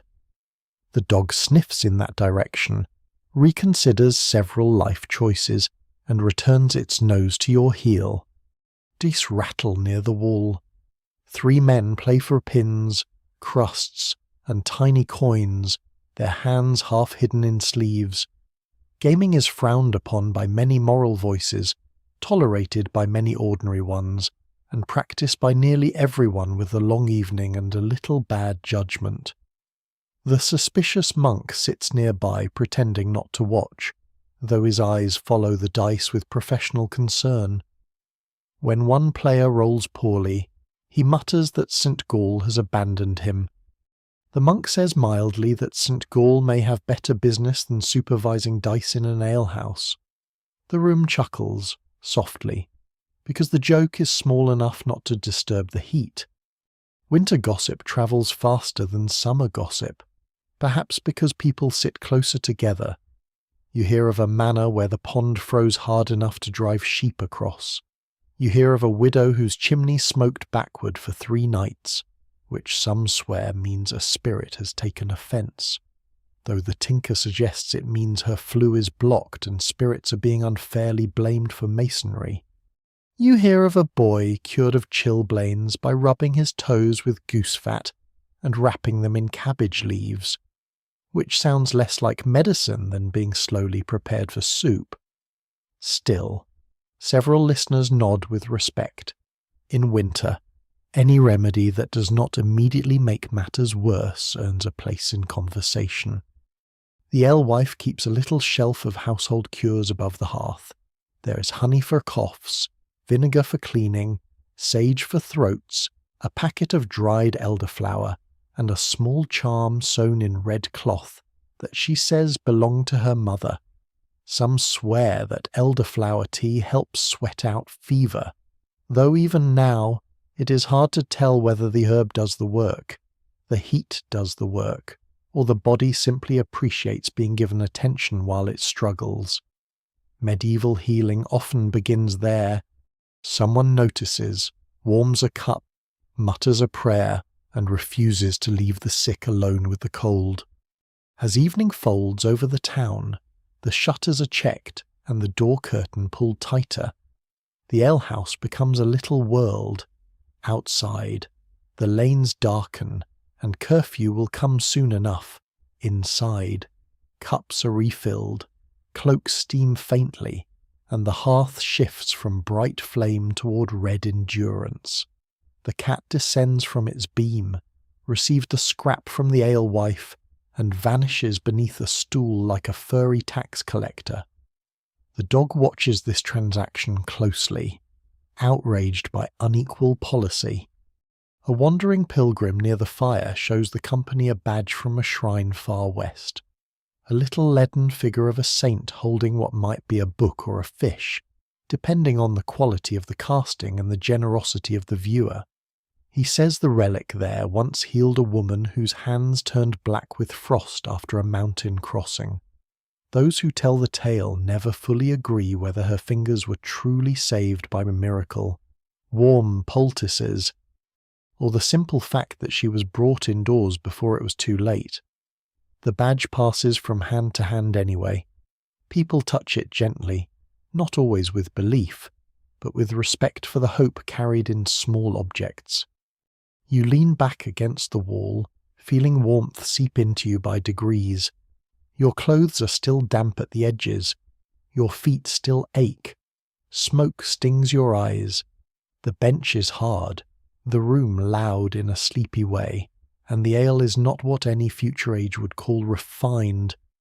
Yet there is a comfort here that the road cannot give, the comfort of being among others who know the same cold and answer it with stories, drink, food, remedies, jokes, embers, and the shared understanding that no one should be left outside unless absolutely necessary.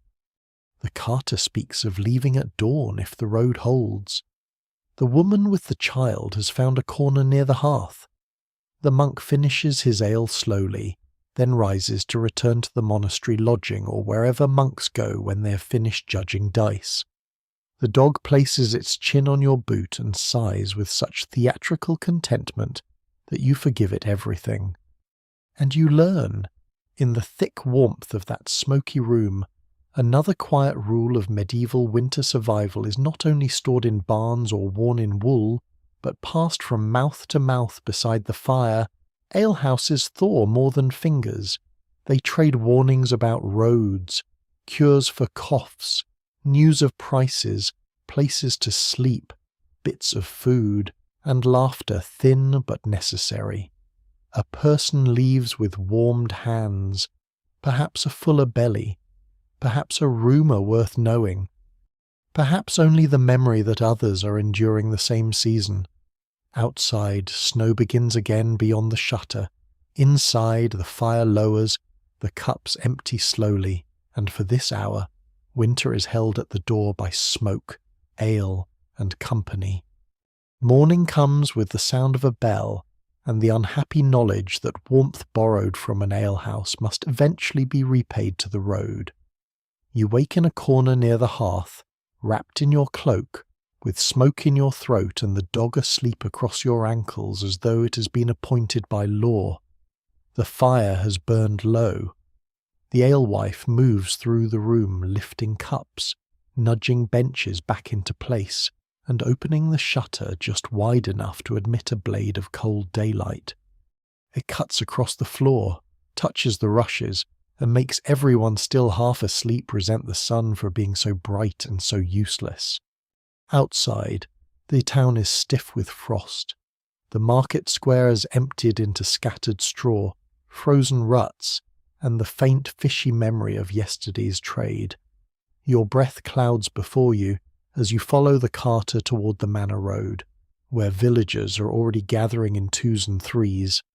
Some carry bundles of sticks, some carry complaints, some carry both, because in winter these are often related. The manor lies beyond the town ditch, not far enough to be called a journey, but far enough for your toes to form opinions. Its hall stands within a fenced yard, timber framed above a stone base, with barns, stables, a dovecote, and a pond glazed over with ice. Smoke rises from the Lord's kitchen roof, thick and confident. A pair of geese patrol near the gate with the moral seriousness of armed guards. One hisses at the dog, who has survived markets, monks, and your questionable generosity wisely pretends to notice something fascinating in the opposite direction. Today is Manor Court, and though no one has dressed for celebration, everyone has come with purpose.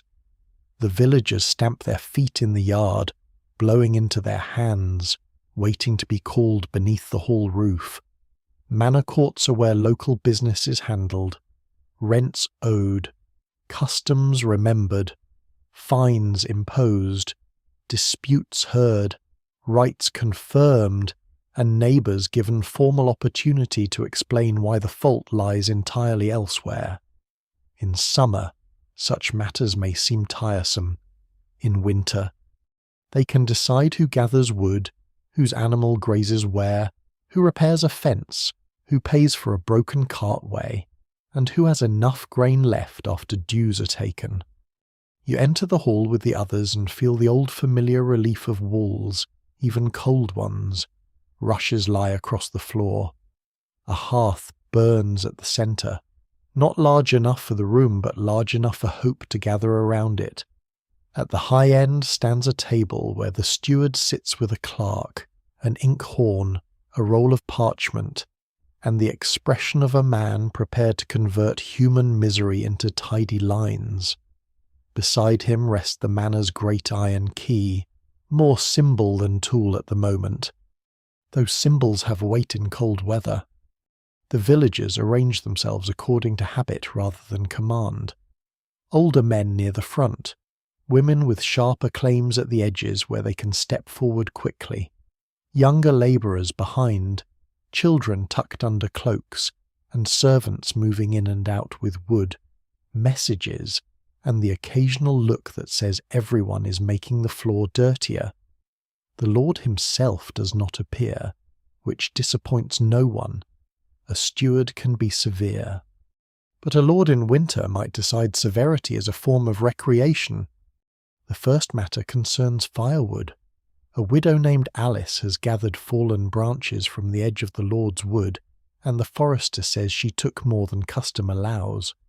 Alice stands straight despite her age, hands hidden in her sleeves, and replies that dead branches under snow are no use to trees, while cold branches beside a hearth are very much use to widows.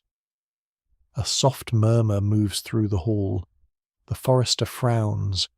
The steward taps the table once.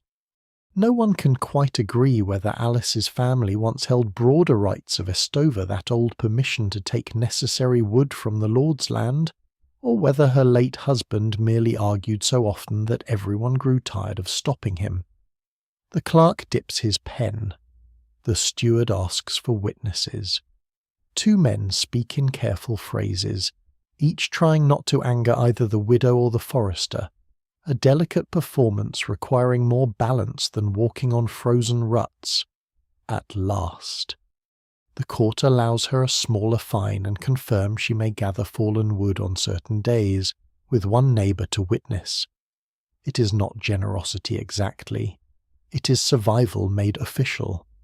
Next comes a quarrel over a broken fence where pigs strayed into a winter garden and rooted up cabbages buried under straw. The owner of the pigs insists the fence was already weak. The gardener insists the pigs had the enthusiasm of invading knights. Someone in the back mutters that pigs respect no law but hunger. This is received as wisdom. The steward orders repair work and a small payment in kind. Cabbages, you are learning, can become legal documents if sufficiently offended. Then the carter is called forward about a wheel rut near the mill road. His cart, it seems, struck a frozen hollow and damaged the edge of a drainage ditch that keeps meltwater from flooding the path. The carter removes his cap, gives a bow, and explains that the road was already treacherous, the frost deep and the ditch poorly marked. The steward hears him with the patience of a man who believes all roads would behave better if peasants were less creative. The suspicious monk, present near the doorway for reasons not fully explained, quietly adds that several travellers found the same stretch dangerous after yesterday's freeze. His voice is mild, but useful. The carter is ordered to help mend the ditch rather than pay full fine, which he accepts with a face suggesting that forced labour is cheaper than coin, and therefore nearly mercy. All morning the court moves through the machinery of winter life. A tenant asks for more time to pay rent in grain. A woman requests permission to gather reeds from the marsh for thatching and fire starting. Two brothers dispute rights to a haystack left by their father, each describing the other as forgetful in ways that may trouble his soul at Judgment Day. A shepherd complains that dogs have worried his sheep, and every dog in the hall, including the one at your feet, suddenly becomes deeply innocent. The steward also hears who owes labour at the barns, who must clear snow from the bridge, who should mend the bakehouse roof, and who has failed to send proper hens at Martinmas. These obligations may sound small, but in winter they bind the village together whether people like one another or not. Roads must be kept passable, mills must work when grain needs grinding, ditches must drain, barn roofs must hold, the poor must sometimes receive aid, and the better off must sometimes pretend they do not resent this too visibly. A village survives freezing weather not by kindness alone, but by custom, pressure, memory, and the knowledge that anyone may be desperate before spring. Near the hearth, an old man shows a swollen hand wrapped in cloth. He claims he cannot perform his share of wood hauling. The steward eyes him, then calls for a woman known for treating such troubles. She unwraps the hand, pokes gently, and advises warm ale with crushed mustard seed, a poultice of mallow if it can be found, and rest from lifting until the swelling drops. Some swear that mallow draws out heat and pain. Others say the chief cure is avoiding the task that caused the ache. Even now, it is hard to tell whether medicine or common sense deserves the greater fee. At midday, bread and ale are brought for those required to remain. The bread is coarse and dark, the ale thin, but no one refuses. You stand with your back near a post, eating slowly, listening to the clerk scratch names onto parchment. Ink thickens in cold weather, so he warms the horn now and then in his hands, muttering under his breath. Medieval administration, like medieval travel, is mostly a struggle to keep things from freezing, leaking, spoiling, or being misremembered. Above the table hangs a sprig of evergreen tied with red thread. One villager says it keeps sickness from crossing the hall during winter gatherings. Another says it honours an older custom no priest wishes to discuss too closely. Those who tell the tale never fully agree whether such greenery protects, blesses, or merely cheers the eye when all the fields are dead. Yet everyone glances at it now and then, and that, perhaps, is its own kind of work. By afternoon, the cases wind down. Fines are recorded, duties are assigned, grievances remain, but now they have shape, witness, and consequence. Outside, the pond-eye shines dull beneath the clouded sky. The geese still patrol the yard like feathered officials. The dog gives them a respectful distance, which is the closest thing to diplomacy it has shown all day. As you leave the manor hall, you understand another hard lesson of medieval winter survival is not only personal, not only a matter of your cloak, your bowl, your place by the fire, it is also legal, communal, and sometimes irritatingly formal.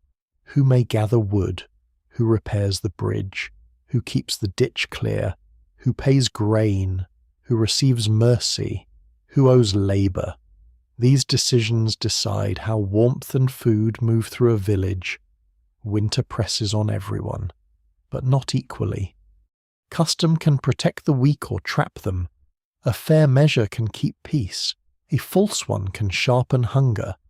Beneath the steward's roof, among rushes, ink, complaints, and smoky breath, the village argues itself into lasting one more week.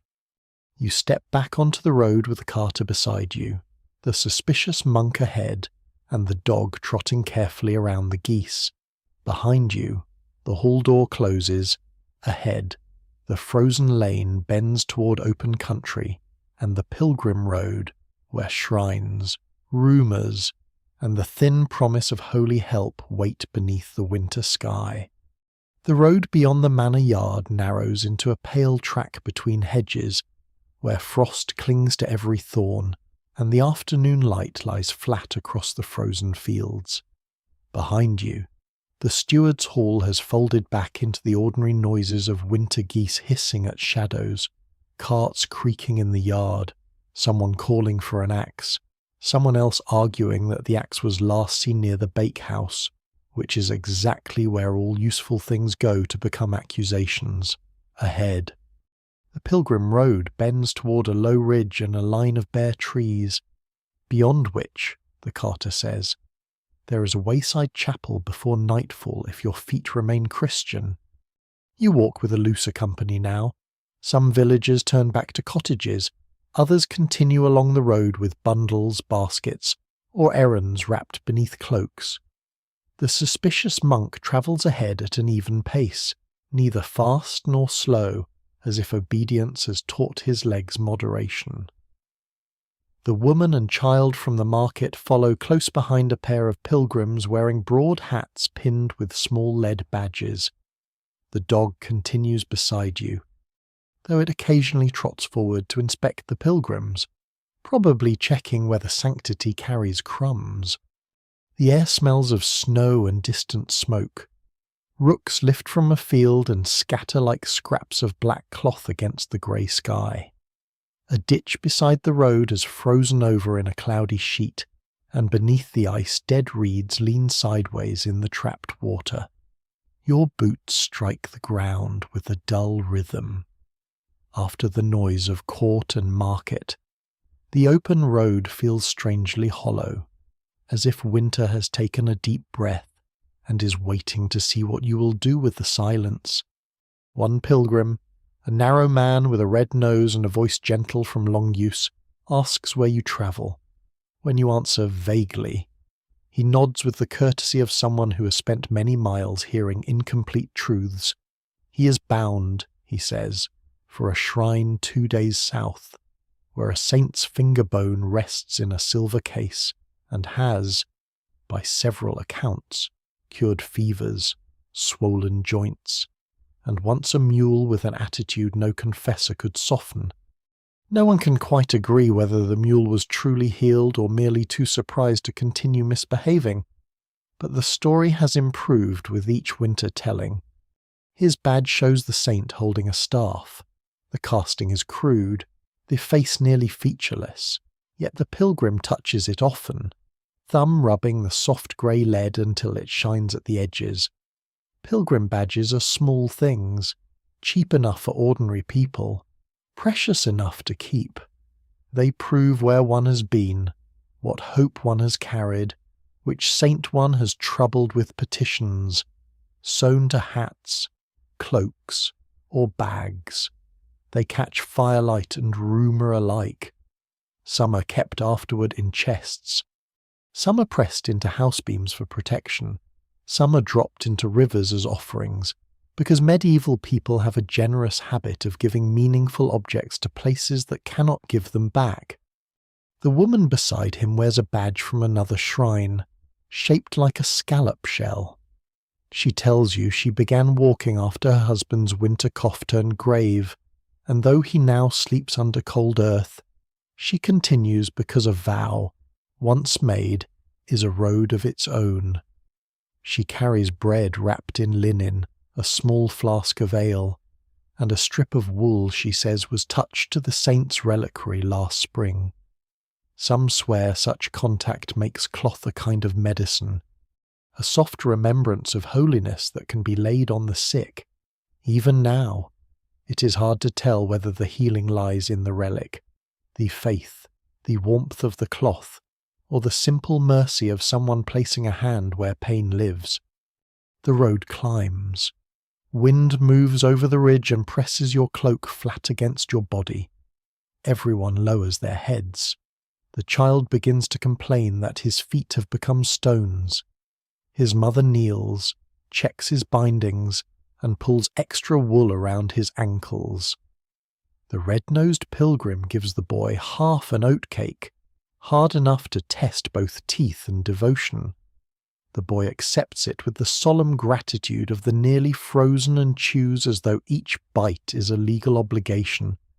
Walking in company becomes its own form of warmth, not warmth of skin, exactly, though shoulders brush and cloaks overlap when the road narrows, but warmth of attention.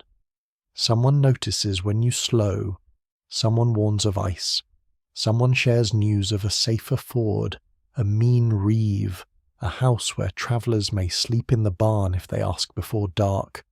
On winter roads, knowledge is food of another sort. A rumour may save a mile, a remembered path may save a foot from a ditch. A shrine may offer shelter even to those whose faith is tired. By the time the company reaches the wayside chapel, daylight has begun to drain from the fields. The chapel stands near a crossroads, small and stone-built, with a timber porch and a bell no larger than a cooking pot. A carved cross rises beside it, its arms furred with frost. Someone has hung a garland of dried herbs beneath the porch roof, now brittle and brown. The door is unlocked, as such places often are, because a locked chapel on a winter road would feel less like caution and more like an insult to heaven. Inside, the air is colder than you hoped, but still sheltered from the wind. The floor is hard-packed earth scattered with rushes. A painted image of the Virgin stands behind a low rail, and beside it burns a single tallow light, smoky but faithful. The pilgrims enter quietly, touching badges, crossing themselves, kneeling stiffly. You stand near the back with the carter and the dog. The suspicious monk, after a brief glance around, straightens a crooked candle and checks that the little box for offerings has not been disturbed.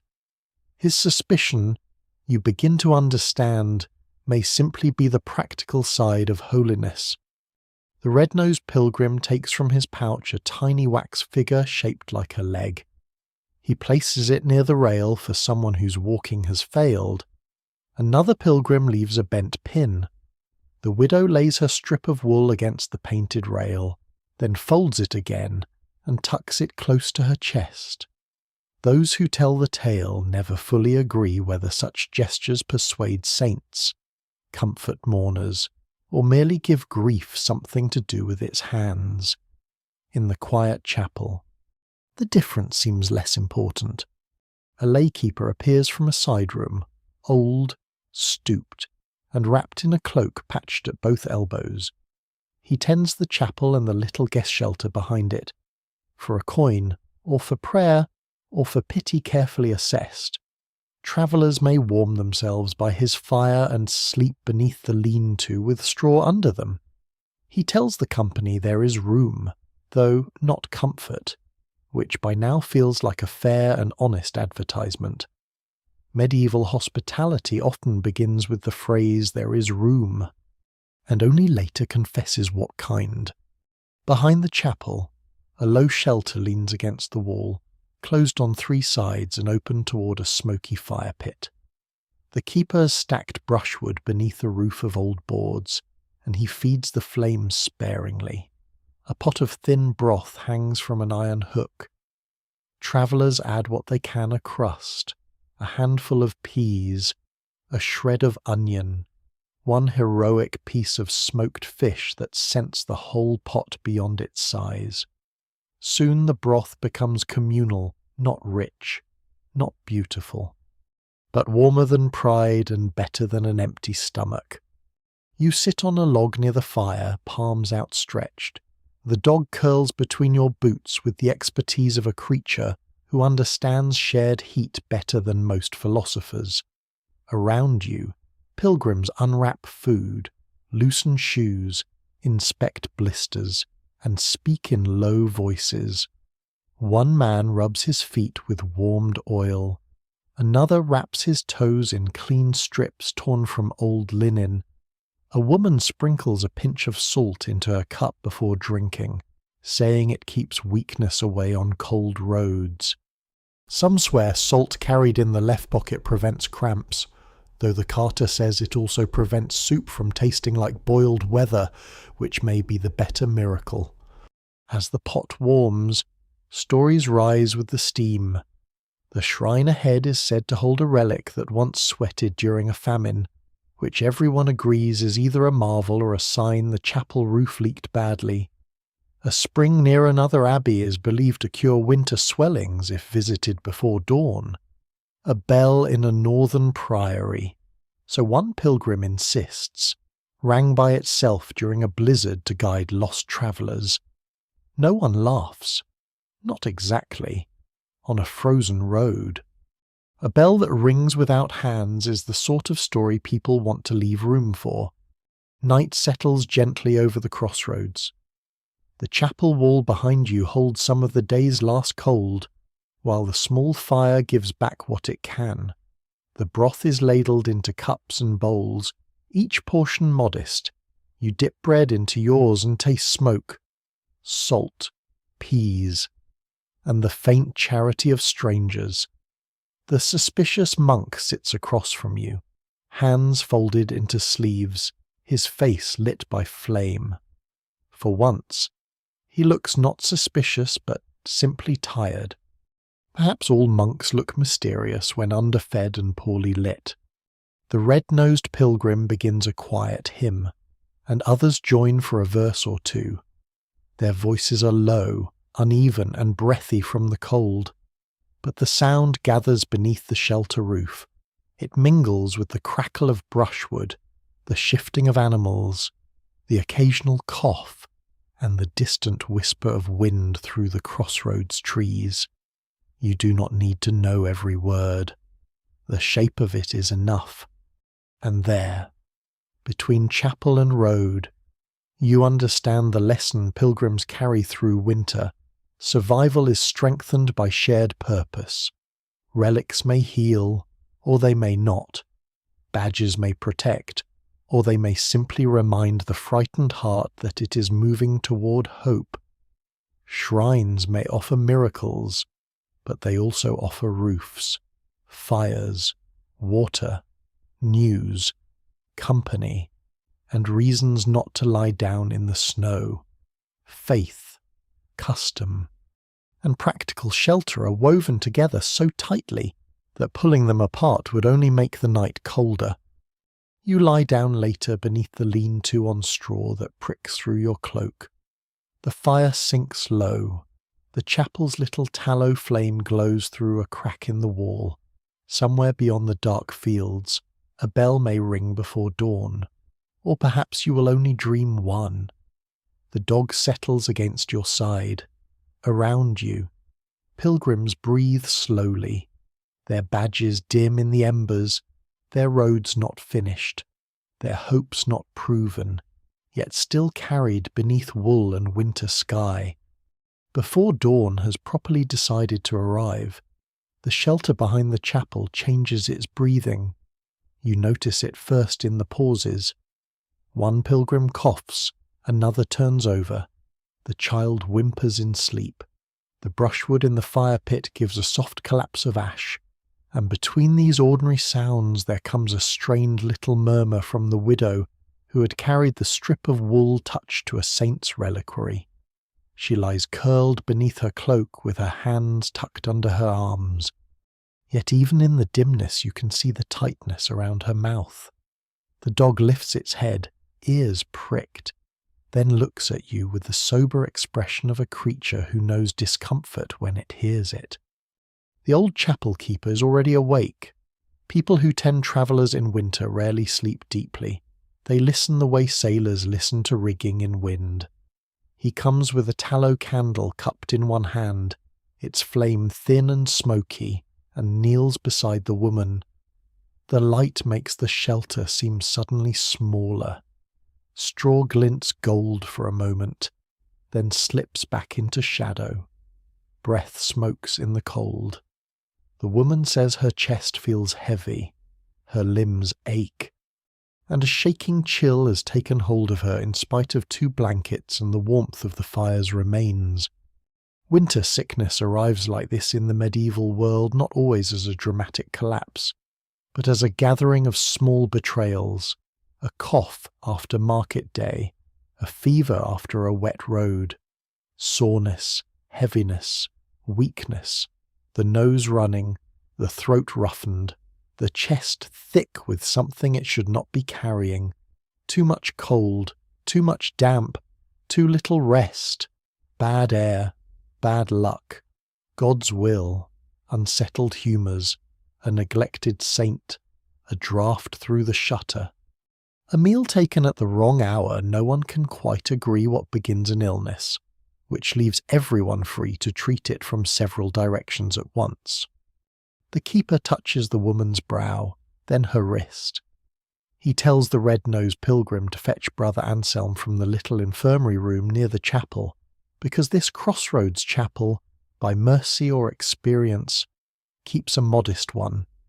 It is not a grand infirmary like an abbey's, only a side chamber with a pallet, a chest of herbs, a stool, and enough blankets to make hope look organised. Still, in winter, even a room with a door that closes properly can seem almost miraculous. You help lift the woman gently and carry her inside. The chamber smells of beeswax, vinegar, dried herbs, damp wool, and the faint medicinal sourness of old remedies steeped into wood. A single beeswax candle burns in an iron holder near the wall, cleaner and steadier than the tallow light in the shelter. On pegs hang bunches of sage, hyssop, mint, and rosemary. A little painted saint, perhaps Saint Blaise. Perhaps another guardian of throats and fevers watches over the pallet from a smoke-softened panel. Someone has tucked a scrap of red thread around the frame, and beneath it lies a tiny wax offering shaped like lungs, or perhaps like 2 pears having an argument. Brother Anselm arrives in a plain wool habit with a belt pouch, a small knife, and the expression of a man who has seen many people become ill at inconvenient hours. His fingers are stained with ink and herbs alike, which inspires a certain confidence. He asks questions gently. How long has she coughed? Whether the chill came suddenly, whether the pain sits more in the chest or throat, whether she has eaten, whether she has spat blood. She has not, thanks be. Her cough is dry and tight. Her hands are cold, but her face is warming in the wrong way. The brother nods and begins with warmth, because warmth is often the first medicine available and the last one people can afford to neglect. More embers are brought from the shelter fire in a covered pan. A warmed stone wrapped in cloth is placed near her feet. A blanket is doubled over her legs, and another rolled behind her shoulders so she may breathe easier, half-propped rather than flat. You see how even care itself in this age is practical before it is theoretical. Raise the body. Warm the feet. Close the shutter. Keep the draught from the neck. Survival often begins with arranging blankets correctly. Then the remedies appear. Brother Anselm opens a small chest and takes out dried horehound, hyssop, and a little jar of honey. He steeps the herbs in hot water from a kettle, stirs in the honey, and adds a few drops of vinegar. The smell rises sharp and green and faintly comforting. Some swear horehound loosens a stubborn cough. Some swear hyssop clears the lungs because Scripture itself has spoken kindly of it. Others say honey is God's apology for making medicine taste like bark and sorrow. You would not entirely disagree. The woman drinks in careful sips. Her face tightens, then eases. Meanwhile, the chapel keeper rubs her hands with a cloth warmed near the embers. The red-nosed pilgrim murmurs a prayer to St. Blaise under his breath. The suspicious monk appears in the doorway, having either excellent instincts or a habit of materializing wherever suffering and administration overlap. He carries a small flask of spiced wine from somewhere, perhaps the sort of thing monasteries deny possessing until someone falls truly ill. Brother Anselm adds only a little to the cup, enough to warm, not enough to make the patient greet angels prematurely. Not every treatment is so pleasant. From the pouch at his belt, Brother Anselm produces a small horn case containing leeches, dark and slow in the cold. You stare at them with understandable reserve. Leeches have long been trusted to draw excess blood, and with it, so physicians hope, the overheated or corrupted humours that accompany certain illnesses. No one can quite agree whether this helps a winter chest complaint more than it helps the leeches achieve their ambitions. But learned medicine has great affection for balancing the body, and bloodletting, when judged necessary, belongs to that effort. In this case, though, the brother hesitates. Her weakness, he says, may not favour taking blood. Better first to warm her, ease the cough, and see if sweat comes. You silently thank every saint on the shelf for this postponement. The leeches remain in their case, perhaps disappointed, perhaps philosophical. Medieval medicine often lives at the crossroads of caution and confidence, with leeches waiting patiently in a pocket for events to go either way. The woman's breathing grows a little easier. Brother Anselm makes a poultice of mallow and mustard, warming it slightly and laying it across a cloth to place on her chest. The smell is earthy and sharp enough to wake your own lungs in sympathy. He also ties a small sachet of rue and rosemary to the bedpost, not quite medicine, not quite superstition, and therefore probably perfect for the age. Some swear rosemary strengthens the spirits and drives corruption from the air. Even now, it is hard to tell whether it is the scent, the ritual, or the faith in human effort that does the deeper work. As the candle burns lower, others drift to the infirmary door with advice. An old woman recommends onion broth. The carter swears by ale heated with pepper and a raw egg. The chapel keeper says that once, during a hard January, a traveller recovered after sleeping with hot bricks at his feet, and a relic of St. Edmund under his pillow. The suspicious monk says mildly that the hot bricks were probably the more immediate aid, though he does not dismiss the saint entirely. Those who tell the tale never fully agree whether winter remedies succeed because of herbs, prayers, heat, rest, luck, or the simple, stubborn refusal of the patient to disappoint everyone gathered round the bed. You stay in the room longer than you meant to, lulled by the candle glow and the quiet rhythm of care. Brother Anselm grinds willow bark in a mortar for another patient with fever pains. He checks a child's throat by lamplight. He sends the red-nosed pilgrim to fetch more water and asks you to hold the candle while he rewraps the woman's chest cloth. The dog lies just outside the threshold as if guarding the door, waking only to thump its tail once when you glance down. Somehow that small sound helps. Morning slowly whitens the edge of the shutter cloth, but the infirmary remains its own small night still, close and warm with concentrated effort. The woman sleeps at last, not cured perhaps, but steadier. A little sweat beads at her temples. Her hands are no longer icy. Brother Anselm sits on the stool and closes his eyes for a moment. not asleep, only resting them. On the wall, the saint's painted face shines faintly in the candlelight. Somewhere outside, the chapel bell rings for the early hour.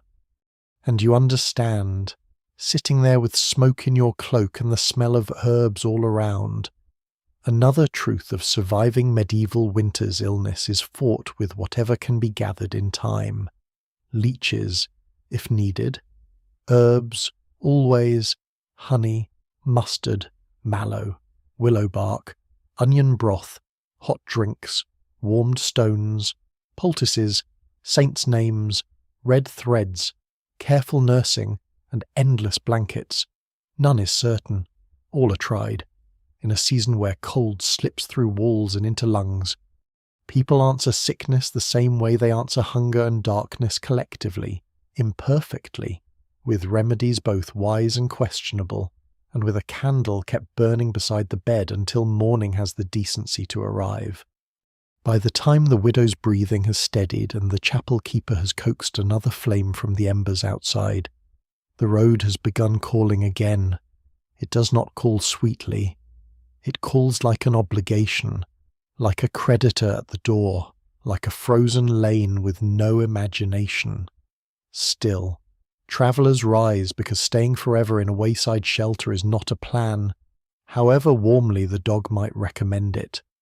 Cloaks are shaken, boots are pulled on with small groans. Bread is divided. The red-nosed pilgrim tucks his badge beneath his cloak so the cold metal will stop touching his neck. A sensible act of devotion if ever there was one. The widow remains in the infirmary for the day under Brother Anselm's care. Before you leave, she presses her strip of relic-touched wool into your hand for a moment and tells you to carry its blessing as far as the next town. You return it gently, because whatever hope it holds seems needed beside her pallet.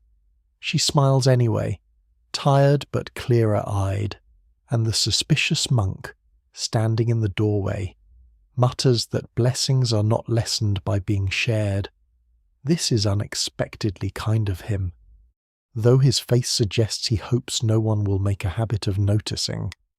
You set out beneath a sky the colour of old pewter. The chapel bell fades behind you, and soon the road leads across fields where snow lies in broken patches and the hedges glisten with frost. The morning is quiet, but not peaceful exactly. Winter quiet often feels less like rest than like listening. Every crack of ice underfoot sounds larger than it should. Every crow in a bare tree seems to be making an announcement. The dog trots ahead, then circles back, then trots ahead again. Fulfilling duties no one has assigned but everyone now accepts. By afternoon, you see the town wall rising beyond a frozen moat and a line of pollarded willows. This town is larger than the last, built on a low rise where two roads meet near a bridge. Its gatehouse is square and heavy, with a tiled roof dusted white. Smoke rises from behind the walls in thick columns, and at the highest point you can see the tower of a church, its bell openings dark against the pale sky. The sight gives the travellers a new rhythm. Feet quicken, shoulders lift. Even the carter's horse tosses its head, perhaps smelling stable hay or simply the end of being asked to pull things through geological pudding. The gate is crowded when you arrive.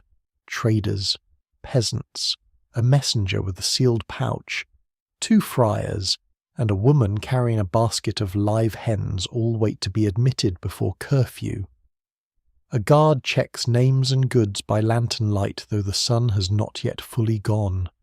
Winter dusk gathers early, sneaking into corners before anyone has finished business. Above the gate, another guard stamps his feet beside a brazier. The smell of burning charcoal drifts down. His spear point shines with a rim of frost. He looks heroic for about 3 breaths, then sneezes into his glove. Once inside, you're not led toward an alehouse or guest hall, but drawn upward by the carter, who has business with a watchman he knows.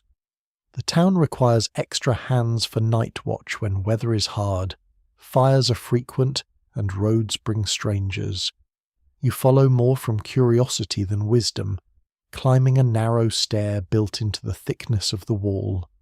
The steps are stone, worn hollow in the centre and treacherously slick at the edges. Your hand slides along the cold wall as you climb, feeling old mortar, damp patches, and the occasional carved mark left by someone bored on duty a century ago. At the top, the wind meets you like a personal enemy. It comes over the parapet and through your cloak with such confidence that for a moment you wonder whether all your layers have resigned. The wall walk stretches ahead beneath a dusting of snow. Crenellations rise at intervals, their tops whitened, their shadows blue. Below, the town's lanes twist between dark roofs and glowing shutters. Beyond the wall lie fields, the frozen moat, the bridge road, and a world sinking into night. The watchmen stand in pairs beside small braziers set at safe distances from timber hoardings and stored arrows. Fire on a wall is a delicate friend. It warms hands and lights faces, but everyone remembers that towns are built of wood, thatch, pitch, straw, cloth, and all the other beloved materials with which humanity has chosen to challenge flame. In winter, the danger grows. Hearths burn longer. Candles are carried more often. People dry clothes too close to fires. Bank embers badly. Leave rushlights unwatched, and attempt heroic experiments in keeping warm that would make any sensible saint clutch his relic case. A watchman named Osric, with a beard stiffened by frost, lets you warm your hands near his brazier. He warns you not to lean in too far. Lose your eyebrows, he says, and folk think you have taken vows. It is a small joke, delivered without a smile, which makes it better. Beside him, a younger guard peers into the dark outside the wall and tries to look seasoned. His nose is bright red. His confidence appears to have frozen some time after sunset. The curfew bell begins below in the church tower, deep and steady, and the sound rolls through the town like a blanket being drawn over a bed. Doors close, shutters are barred, shop fronts fold inward. The last animals are driven into yards. A woman's voice calls for a child to come inside with the urgency of one who knows night is not a place for negotiation. After curfew, hearths must be covered or watched, candles pinched, movement limited, gates locked. The rule is not only about crime, it is about fire. A sleeping town can burn faster than it can wake. From the wall you see the gate timber hauled into place below, its beams sliding into brackets with that heavy final sound you remember from the first night. The callback settles strangely in you another gate, another winter dusk, another town drawing itself tight against the dark. The world outside becomes remote all at once. Inside the walls, however, danger has not vanished, it has merely changed address. Osric speaks of past winters in a low voice. Once, he says, a candle overturned in a weaver's loft and took 3 houses before the bucket line formed. Another year, a baker's flue cracked after a hard frost, and sparks entered the thatch. Some swear a saint's image in the chapel turned black before that fire, warning the town, though others point out that every image in a smoky chapel eventually turns black if given enough candles and neglect. No one can quite agree whether the warning was heavenly or just soot with good timing. The watcher's duty is to walk, look, listen, and shout before trouble becomes history. They scan chimneys for stray sparks, lanes for thieves, roofs for smoke where none should be, and the dark fields for movement. In bitter weather, they also watch for the desperate traveller locked out after curfew, a drunk asleep near a wall, someone too cold to find shelter. Mercy and suspicion share the same cloak up here. A town must protect itself, but it must also decide who may be saved after the gates close. The younger guard carries a horn, Osric carries a lantern, a short staff, and a bucket of sand kept near the wall stair. Sand, water, hooks, ladders, and organised shouting form the town's main defence against fire. Some households keep leather buckets ready. Others are meant to maintain hooks for pulling burning thatch away before flames spread. The theory is excellent. The practice depends on everyone waking quickly, remembering where things are, and not discovering that the bucket has been used to store turnips. You walk a circuit with them. The wall stones hold cold like a grudge. Below, the town settles into layers of sound-muffled voices, a baby crying then quieting, the creak of a sign in wind, a horse stamping in a stable, someone coughing near an upper window, the distant bark of a dog that is not your dog. Your dog, clearly uninterested in civic defence, has remained near the stair where heat from a lower doorway escapes upward. It may be the wisest watchman present. At the north corner tower, a small shrine stands in a niche sheltered from the wind. A candle burns behind horn, set before St. Florian or perhaps St. Agatha. The painted label has worn away, leaving only a calm face, a red cloak, and a hand raised in blessing. Watchmen leave offerings there: a pin, a coin, a scrap of wax, a sliver of charred wood from a house that survived lightning. Some swear that touching the wall beside the shrine before beginning watch keeps flames from crossing your threshold. Even now, it is hard to tell whether this custom protects homes or steadies men who must spend long nights imagining every roof catching fire. Either way, each watchman touches the stone as he passes. The moon rises late, pale and thin behind cloud. Frost glitters on the moat below. The bridge beyond the gate lies empty except for a fox trotting across with the untroubled manner of a creature exempt from tolls. Osric points to places in the darkness: the mill, the marsh, the road to the abbey, the field where snow drifts deepest, the hollow where travellers sometimes lose the path. His knowledge is practical and exact. To keep watch is to know a town by its edges, by where danger approaches and where warmth leaks away. Near midnight, a shout rises from a lane below. The younger guard straightens. Osric lifts the lantern. For a moment the wall tightens around you. Then a door opens, voices argue, and the cause reveals itself as a man who has dropped an armful of firewood and sworn loudly enough to wake 3 neighbours. A shutter above him flies open, and a woman tells him that if he wants to announce timber to all Christendom, he may join the church choir. The watchmen relax. The dog barks once from the stair. Late but sincere. You laugh softly into your cloak and the sound vanishes into the wind. Even in the coldest night, annoyance survives. Perhaps that, too, is a sign of life. At last, when your fingers have gone numb despite the brazier, you descend with Osric to the guardroom set into the wall.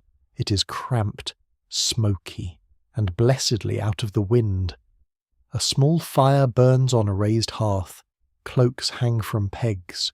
A pot of ale warms near the coals with a little cinnamon if one is wealthy in imagination, or perhaps only bark if not. The men sit close, boots steaming, faces red from cold. They do not speak loudly. Night watch teaches the voice to stay low. And there, with the curfew bell long silent and the town breathing in its sleep, you understand the lesson of the walls. Medieval winter nights are survived by vigilance as much as warmth.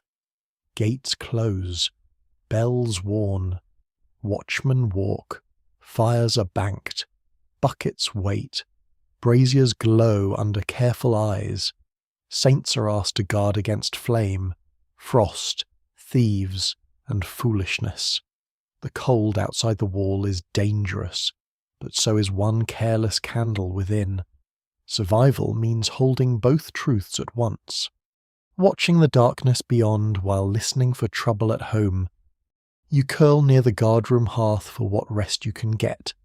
The dog presses against your side. Above, boots continue along the wall walk, slow and steady. Somewhere a watcher touches the shrine stone. Somewhere a coal shifts safely under ash. Beyond the shutters, the town sleeps inside its ring of cold stone, guarded by bells, braziers, and men who know that winter does not always enter by the gate.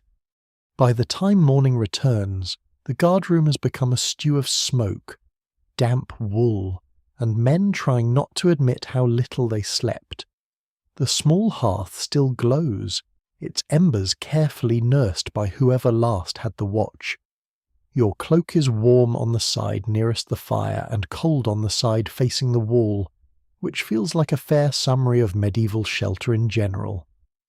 The dog wakes before you do, shakes itself with unnecessary violence, and sends a small storm of straw and ash into the air. Osric opens one eye, regards the dog as if it is a minor invasion, then closes it again with the dignity of a man who has defended the town from worse.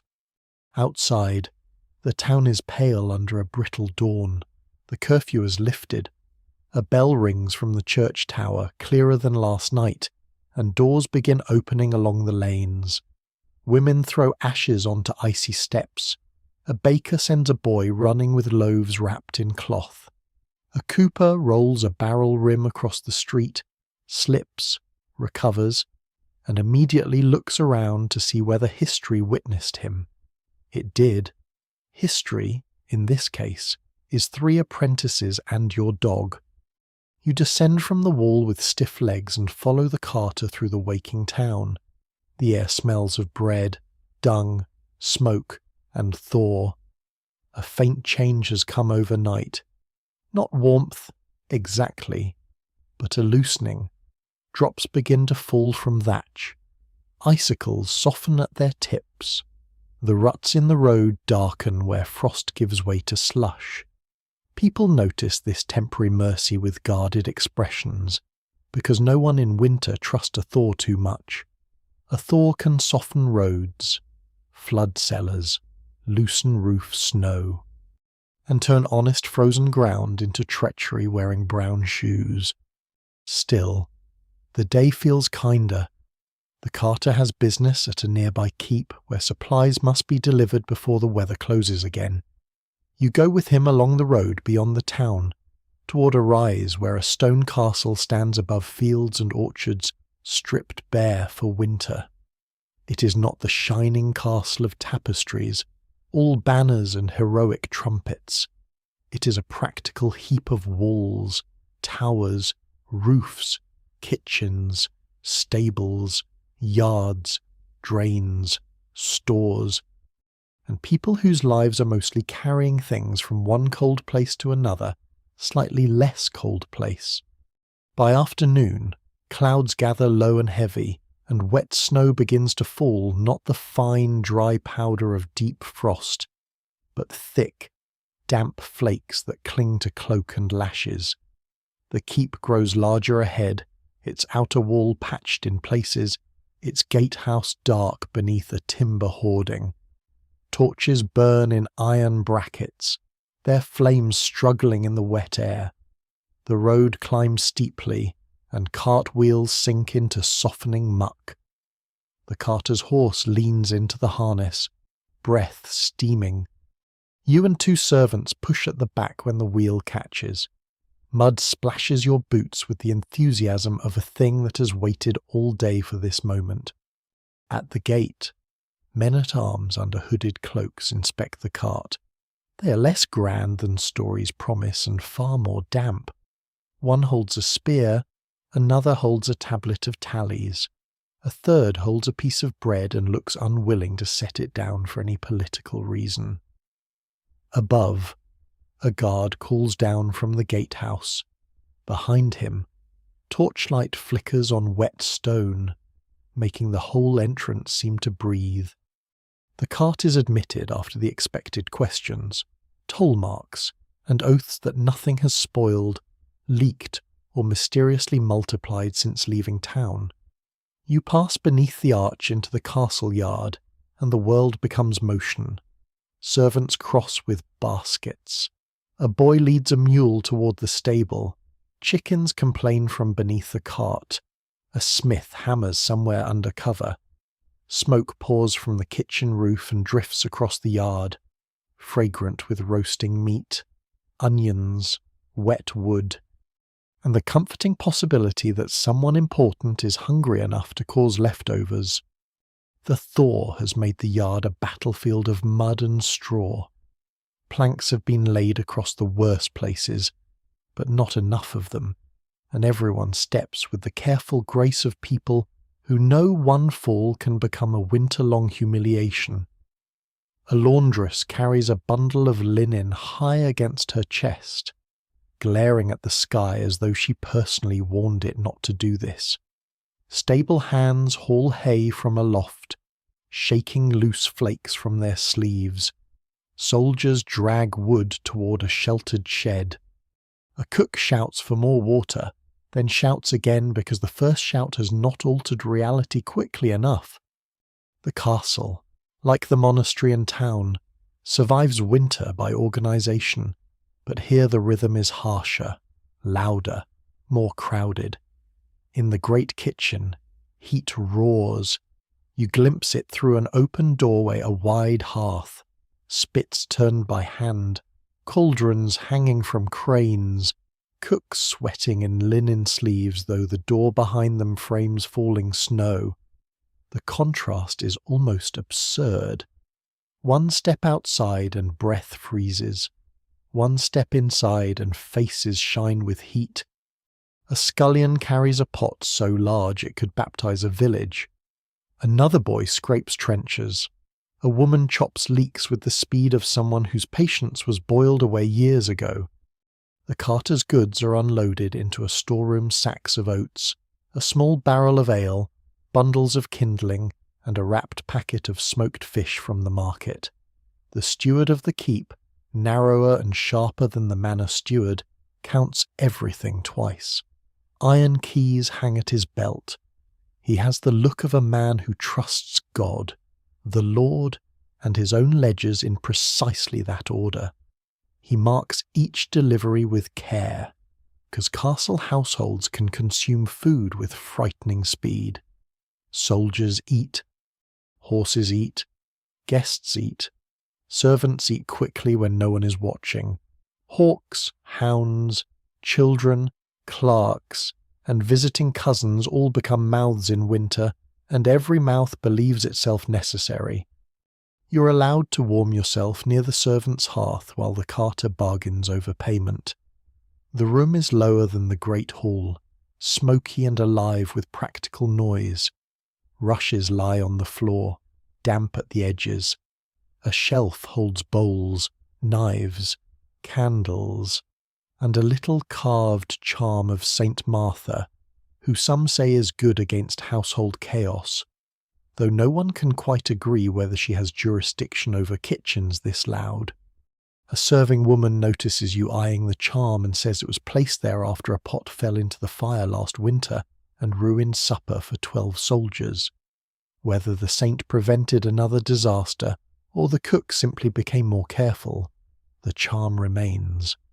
Soon you're drawn into the great hall itself, because a temporary thaw has brought extra visitors through the gate messengers, tenants, a minor knight with wet boots, 2 clerks, the carter, and several travellers who claim urgent business before the next freeze.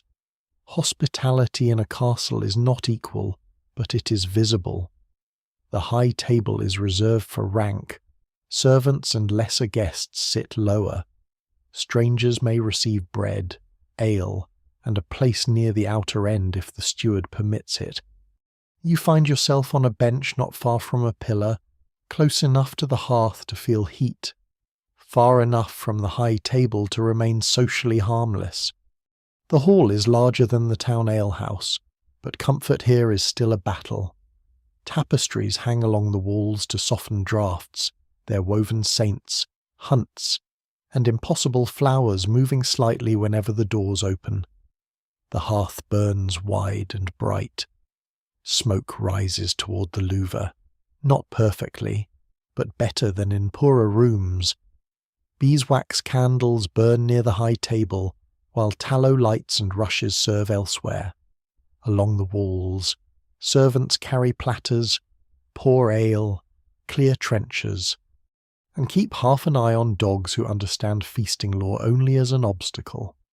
Your dog, who has somehow been accepted by the castle yard as a fact, lies beneath your bench and watches the hall with glowing interest. Hunting hounds lounge nearer the high end, sleek and better fed than some villagers. One looks down the hall at your companion as if questioning its breeding, purpose, and right to exist. Your dog ignores it with magnificent peasant confidence. Food arrives in waves, coarse bread first, then pottage thick with barley and leeks, then smoked fish, cheese, and for those higher up, slices of roasted meat. A trencher is set before you, already softened by broth, and you eat with the slow gratitude of someone who has learned not to despise plain food. The pottage tastes richer than the chapel broth. There is fat in it, and perhaps a little garlic. In winter, fat is warmth that can be swallowed. It gives the body strength to work, walk, shiver and dream of spring without immediate sarcasm. At the high table, the minor knight speaks of the thaw as if he personally negotiated it. A clerk says that thaws are dangerous before a hard refreeze, for roads break and river ice weakens. A stable master adds that horses slip more in wet cold than dry snow. Some swear that if rooks feed near the castle ditch in late afternoon, more snow will follow within 2 days. Others claim rooks know nothing and simply enjoy looking prophetic, even now. It is hard to tell whether weather lore comes from observation, superstition, or the human need to blame birds. After the meal, servants bank smaller fires in side chambers and carry warmed pans toward beds. In wealthier households, covered warming pans may be filled with embers and pass between sheets, though always carefully, for a cosy bed is less helpful if it becomes a flaming moral lesson. Hot stones wrapped in cloth serve humbler sleepers. Wool blankets are shaken out. Fur coverlets appear for those of rank. A steward orders extra straw in the lower hall for travellers. The castle prepares to turn from day's labour into night's arrangement, every person assigned, tucked, fed, guarded, or at least placed somewhere out of the way. You step briefly into the yard before dark. The thaw has become a dripping hush. Water runs from roofs. Snow slides from a shed with a soft crash that makes a mule startle, and 3 servants swear in a manner only barely suitable for ecclesiastical review. Torches burn at the gate. The keep rises above you, its stones black with wet, its windows glowing like small coals. For all its strength, it feels less like a fortress against armies tonight than a crowded shelter against weather. Near the stable door, a groom rubs down the carter's horse with straw, then throws a rough blanket over its back. He warms his own hands against the animal's neck for a moment, smiling at the steam. In another corner, soldiers inspect the gate chains. In the kitchen yard, ashes are carried out, scraps sorted, bones saved for broth, grease set aside, bread covered, barrels checked. A castle survives because hundreds of little tasks are done before anyone sings about nights. By torchlight, you understand the lesson of the thawing keep winter hospitality as fragile, busy, and deeply practical. Castles offer walls, food, stables, fires, and protection, but only because servants haul, count, cook, mend, chop, sweep, and guard without pause. Relief comes, yes, in hot pottage, dry straw, a place beneath a roof, a torch at the gate. Yet it rests on labour as steady as bells, the cook stirring, the groom rubbing, the steward counting, the soldier watching. The maid carrying candles through draughts. And he lowers over the yard, the brief thaw drips into darkness. You return to the lower hall, where travellers settle under blankets and the dog curls against your side with the satisfaction of one who has infiltrated nobility and found it mostly edible. Above, somewhere beyond the beams, wind presses softly against stone. Inside, the castle glows, crowded and smoky, holding its warmth not perfectly, not generously for all, but enough for this night. Enough to keep the cold outside the gate until morning. The last morning of your journey arrives with the softer sound than the others. No hard bell startles you awake. No guard shouts from a gate. No cartwheel cracks against frozen ruts.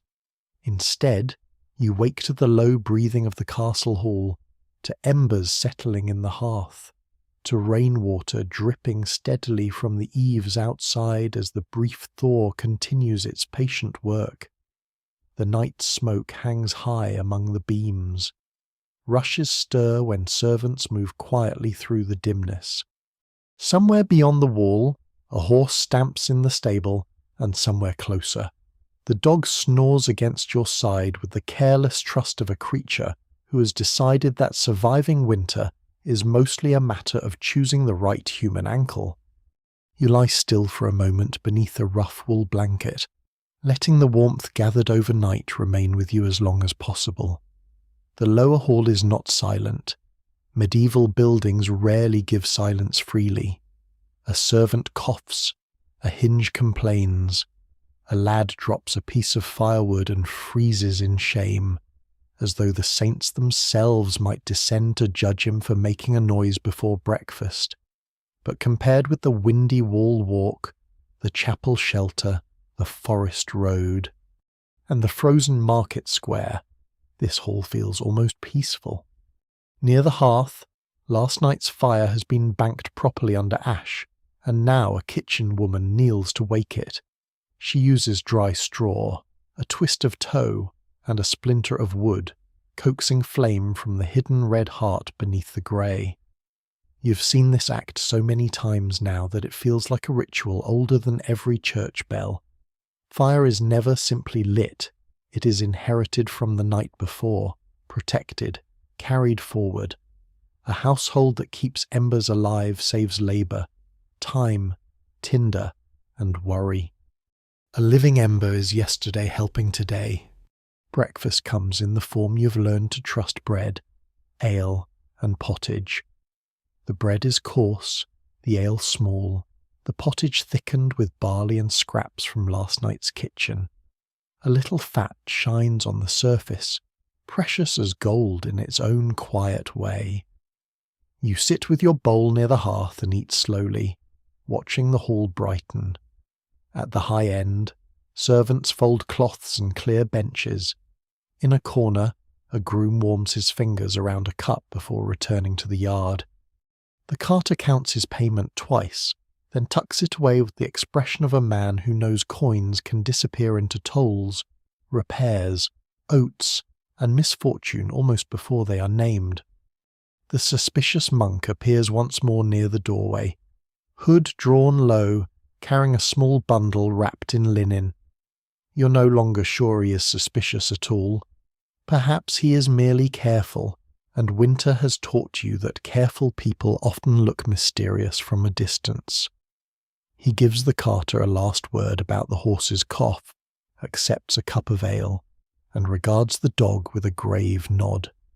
The dog thumps its tail once, apparently receiving him into the fellowship of tolerable humans. Outside, the castle yard is shining with thaw. Water runs in little brown streams between straw and stones. Roofs drip. Snow slides from the chapel roof in soft clumps. The air is cold still, but less cruel, damp rather than biting. Men lift barrels. Women shake out cloths. A boy spreads fresh straw where the mud has grown too bold. The geese in the yard stand in the muck looking personally betrayed by the change in ground conditions. No one can quite agree whether a thaw before Candlemas means a gentler spring or a worse return of frost. But everyone has a saying, and every saying contradicts another with complete confidence. You walk once around the yard before leaving, not because you must, but because the place seems to gather every lesson of the road into one busy enclosure. At the kitchen door, bones are set aside for broth. Near the stable, hay is rationed with care. Under a shed, logs are stacked off the wet ground. In the storeroom, iron keys hang from the steward's belt, guarding grain and salt and smoked fish. By the gate, soldiers warm their hands near a brazier while watching the road. In a corner niche, a small candle burns before a saint whose painted face has faded under years of smoke. Someone has tucked a sprig of evergreen beside it, still green against all this grey. Those who tell the tale never fully agree what keeps people alive through the worst winters. Some say food, some say fire, some say wool, some say strong walls, fair customs, holy relics, good neighbours, dry boots, honest measures, generous alewives, watchful monks, or dogs with excellent judgment. After walking through towns, forests, markets, courts, shrines, infirmaries, walls, and castle yards, you suspect the answer is all of these, and also luck, which sits at every medieval table whether invited or not. You think of the first town gate closing behind you in snow, that heavy beam dropping into place. You think of the smoky hall where rushes crackled underfoot, and wool blankets smelled of lanolin and old fires. You remember bread dipped in pottage, ale warmed by a hearth, storehouse keys turning in cold locks, hams darkening in smoke, onions hanging in cellars, and apples sleeping in straw. You remember boots stuffed with dry straw, leather rubbed with tallow, mittened hands tucked under arms, and a wax foot left at a roadside shrine by someone whose toes hurt badly enough to negotiate with heaven. You remember the monastery bells dividing darkness into bearable pieces. You remember the forest woodcutters, the charcoal burner smelling of smoke and earth, the little carved wooden flame beneath a frost-reamed saint. You remember the frozen market where people traded cheese for hoods, coins for hot peas, and gossip for warnings. You remember the alehouse cat, the heated stones, the dice, the old soldier's mustard remedy, and the dog's ongoing legal campaign for every scrap of food within Christendom. You remember the manor court, where firewood rights and broken fences mattered as much as any battle, because one bundle of sticks might mean another warm night. You remember pilgrims singing beneath a lean-to, badges dim in the embers, each person carrying hope in lead, wool, wax, or whispered prayer. You remember the widow in the candle-lit infirmary, the scent of horehound and honey, the leeches waiting in their horn case with all the patience of professional unpleasantness. You remember the town watch on the wall, curfew bells, frozen moat, braziers guarded carefully because fire is friend and enemy in the same red cloak. You remember arriving here, at the keep by torchlight, mud on your boots and warmth glowing beyond the gate. And now, as the road waits again beyond the castle walls, you understand that medieval winter survival is not one heroic secret. It is 1,000 small habits repeated until they become life. Dry the cloak, bank the coals, count the grain, share the bench, mend the shoe, salt the fish, save the bones, watch the candle, close the shutter, boil the herbs, tie the hood, help with the wheel, let the stranger near enough to the fire. though not so near that he scorches his boots and offends the alewife.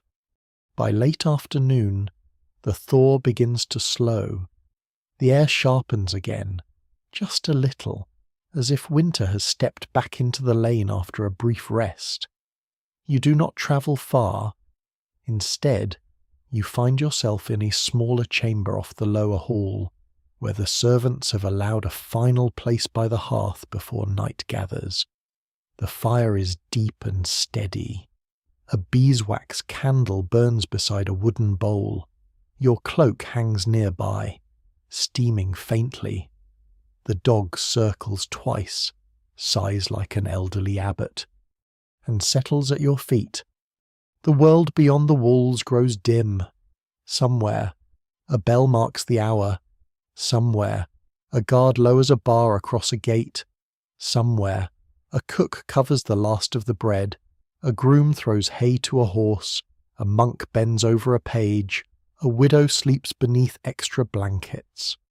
A pilgrim touches a badge in the dark, and a watchman looks out over frost while warming his fingers over coals. Here, the fire speaks softly in little cracks and sighs. The rushes smell dry and faintly sweet. The stone wall behind you holds the cold, but the hearth before you holds the light. You breathe in smoke, wool, wax, and the last warm trace of pottage, and you let the long road inside you grow quiet. You've crossed no battlefield, won no crown, and slain no dragon, unless one counts the ongoing dragon of damp socks. Yet you have seen the older bravery of winter people waking, working, sharing, mending, praying, guarding, cooking, counting, and trying again before dawn. And now the day softens. The fire lowers itself into embers, red and gentle beneath the ash. The voices in the hall drift farther away, becoming murmur, then hush, then only the shape of human company around you. Your hands are warm. Your feet are covered. The dog breathes slowly against your ankle, and the candle flame bends once, then steadies, small and golden in the room's dim heart. Outside, winter remains. It waits in the fields, in the ditches, along the forest road, on the stones of the wall, and in the white breath of horses under the stars. But it does not need to enter this moment. Not now. Not while the blanket rests heavy over your knees. Not while the last light trembles on the bowl. Not while the old walls hold and the barred door stays closed. So you let the medieval world loosen its grip.